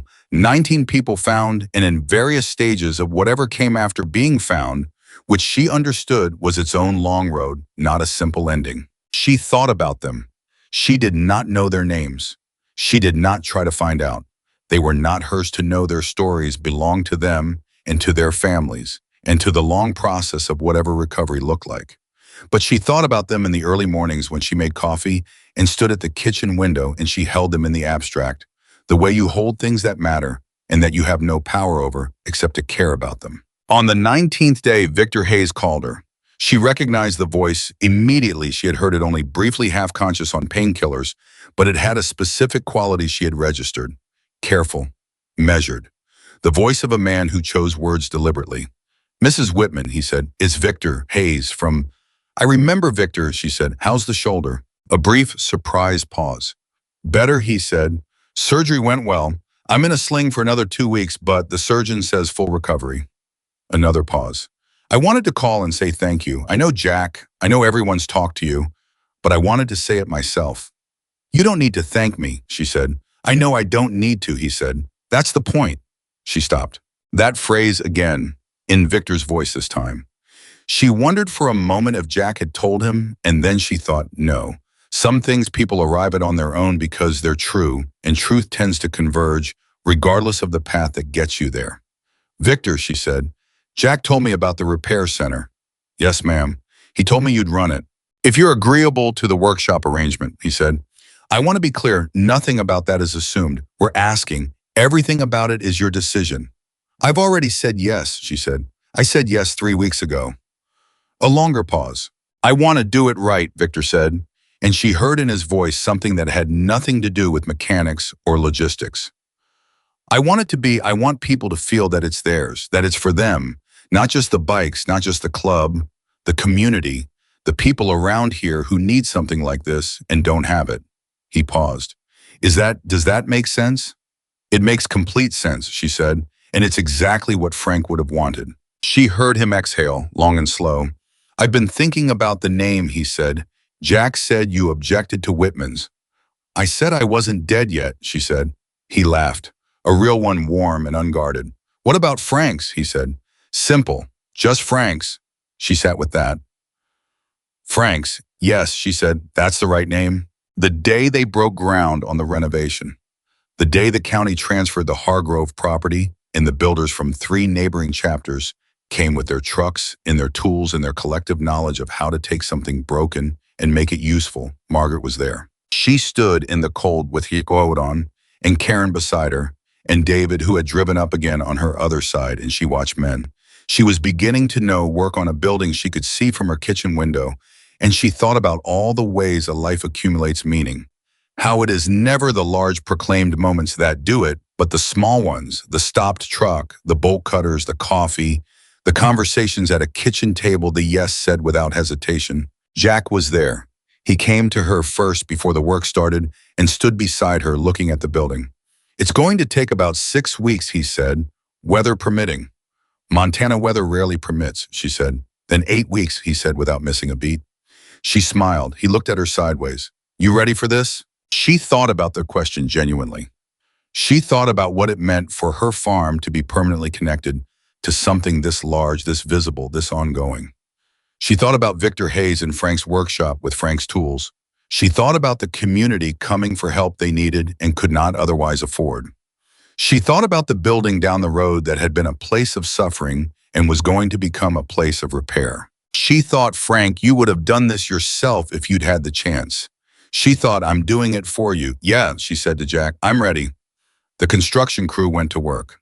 The sounds that came across the field over the following weeks were the sounds of building hammers and saws and generators and voices calling to each other in the cold air.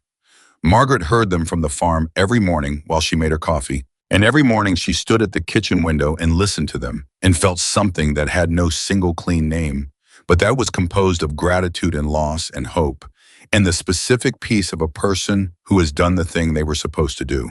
Danny Collins came to see her in week 4. He drove up in a truck that was not the kind of truck a person with a lot of money drives, and he stood on her porch with his hat in his hands, in his young face carrying the particular expression of someone who has rehearsed a conversation many times and is now uncertain whether the rehearsal was adequate. She invited him in. He sat at the kitchen table. Everyone sat at the kitchen table. She had begun to think that table was the actual center of the story, and he held his coffee mug the way Jack held his both hands, though, on Danny. It looked less like habit and more like he needed something to hold. I wanted to see you, he said. I did not know how to explain that on the phone. You don't need to explain it, she said. I'm glad you came. He looked at his mug. I keep thinking about that night, he said. He stopped, started again. When you came into that building, when I heard the door and saw your light, I'd given up. He said it plainly without performance. The statement of a fact. I'd been there 4 days and I'd decided that nobody was coming and I'd made peace with that. He looked up. And then you came in with a phone flashlight and a pair of bolt cutters and you weren't scared. I was scared, she said. He shook his head slightly. Not like I was scared. Different scared, she said. Not less, different. He thought about that. How were you not paralyzed by it? He said. How do you do something when you're scared? She looked at this 21-year-old boy across her kitchen table and thought about all the answers she could give and chose the true one. You do the next small thing, she said. You don't think about all of it. You think about the one thing directly in front of you. For me that night, the one thing directly in front of me was the first link in the first chain. So I cut it. She paused. And then the next thing was the second link. So I cut that. And you keep doing the next small thing until either it works or it doesn't. And worrying about whether it's going to work while you're doing it just costs you energy you need for the doing. Danny was quiet. My grandmother used to say something like that, he said. She called it not borrowing trouble. Smart woman, Margaret said. She died when I was 12, he said. I think about her a lot. She looked at him. How old are you really, she said. And I mean the actual answer. 21, he said, just turned in October. And how did you end up in the club? I was quiet for a moment, not evasive considering. I grew up without a lot of steadiness, he said. My dad was, it doesn't matter. The club was the first place I ever felt like I had brothers, like I had people. He paused. Jack took me in when I was 18. He didn't have to. That's the point, she said softly. He looked up, recognized the phrase. Something moved across his young face. Yeah, he said. Yeah, I guess it is. They sat together in the kitchen for another hour and she told him about Frank and he told her about his grandmother. And by the time he left, she had his phone number in her contacts under Danny 21 because Jack was Jack Bolt Cutters, and she saw no reason to change the system. He hugged her at the door, the hug of a young person who doesn't know how to be careful about it, full and unself-conscious the way her children had hugged her before they learned to be adults. She held on for the appropriate number of seconds and then let him go. Come back, she said. I will, he said, and she believed him. 6 weeks and 3 days after the night in the warehouse on the morning of a December day that was startlingly clear and cold and blue, the sign went up. Frank's. 2 words, dark green letters on a whiteboard, clean and simple, and permanent looking the way things look when they're built to last. Margaret stood in the parking lot of what had been the Hargrove warehouse and was now something entirely else, and she looked at the sign and she did not try to manage what she felt. She felt Frank everywhere. In the building and the tools that had crossed from her workshop to this one in the smell of fresh wood and the sound of an engine turning over somewhere inside, as Victor ran a test on the bay equipment.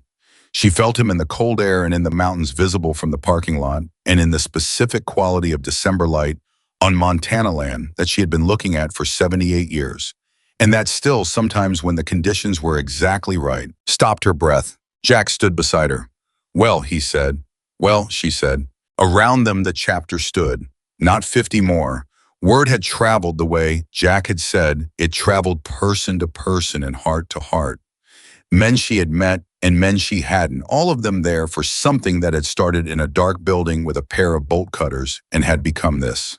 Had become a sign in a building and a community resource, and 19 people found in a corrupt agent in federal custody, in the slow, ongoing work of accountability that would take years to fully complete, but that was irreversibly in motion. Bishop came to stand on her other side. The three of them looked at the sign.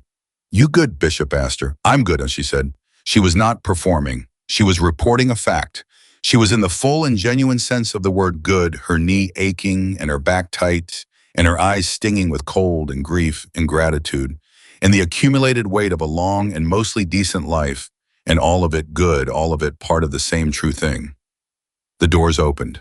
The first community members came in, a woman with a truck that needed brakes, two teenage boys with a motorcycle that had given up the previous summer, an old man with a tractor belt problem he'd been putting off because he couldn't afford the shop rates in town. Victor met them at the door, his arms still in a partial sling, his face carrying the specific focus and warmth of a man doing exactly the work he was meant to do. Margaret watched. She thought about the night, about the sounds she had heard from the road, and the decisions she had made in the space of 2 seconds, without drama or calculation, because the situation was clear, and her values were clear, and the two had aligned the way they had always aligned when things were simple enough to see. She thought it was never complicated. She thought it was always just the next small thing. She thought about Frank in his workshop on all the ordinary evenings of their life together, fixing things that were broken for people who needed them. Fixed, asking nothing for it, caring no story about himself, as someone who did that, simply being someone who did that because it was what you did when you knew how and someone needed it. She thought, I learned it from watching you.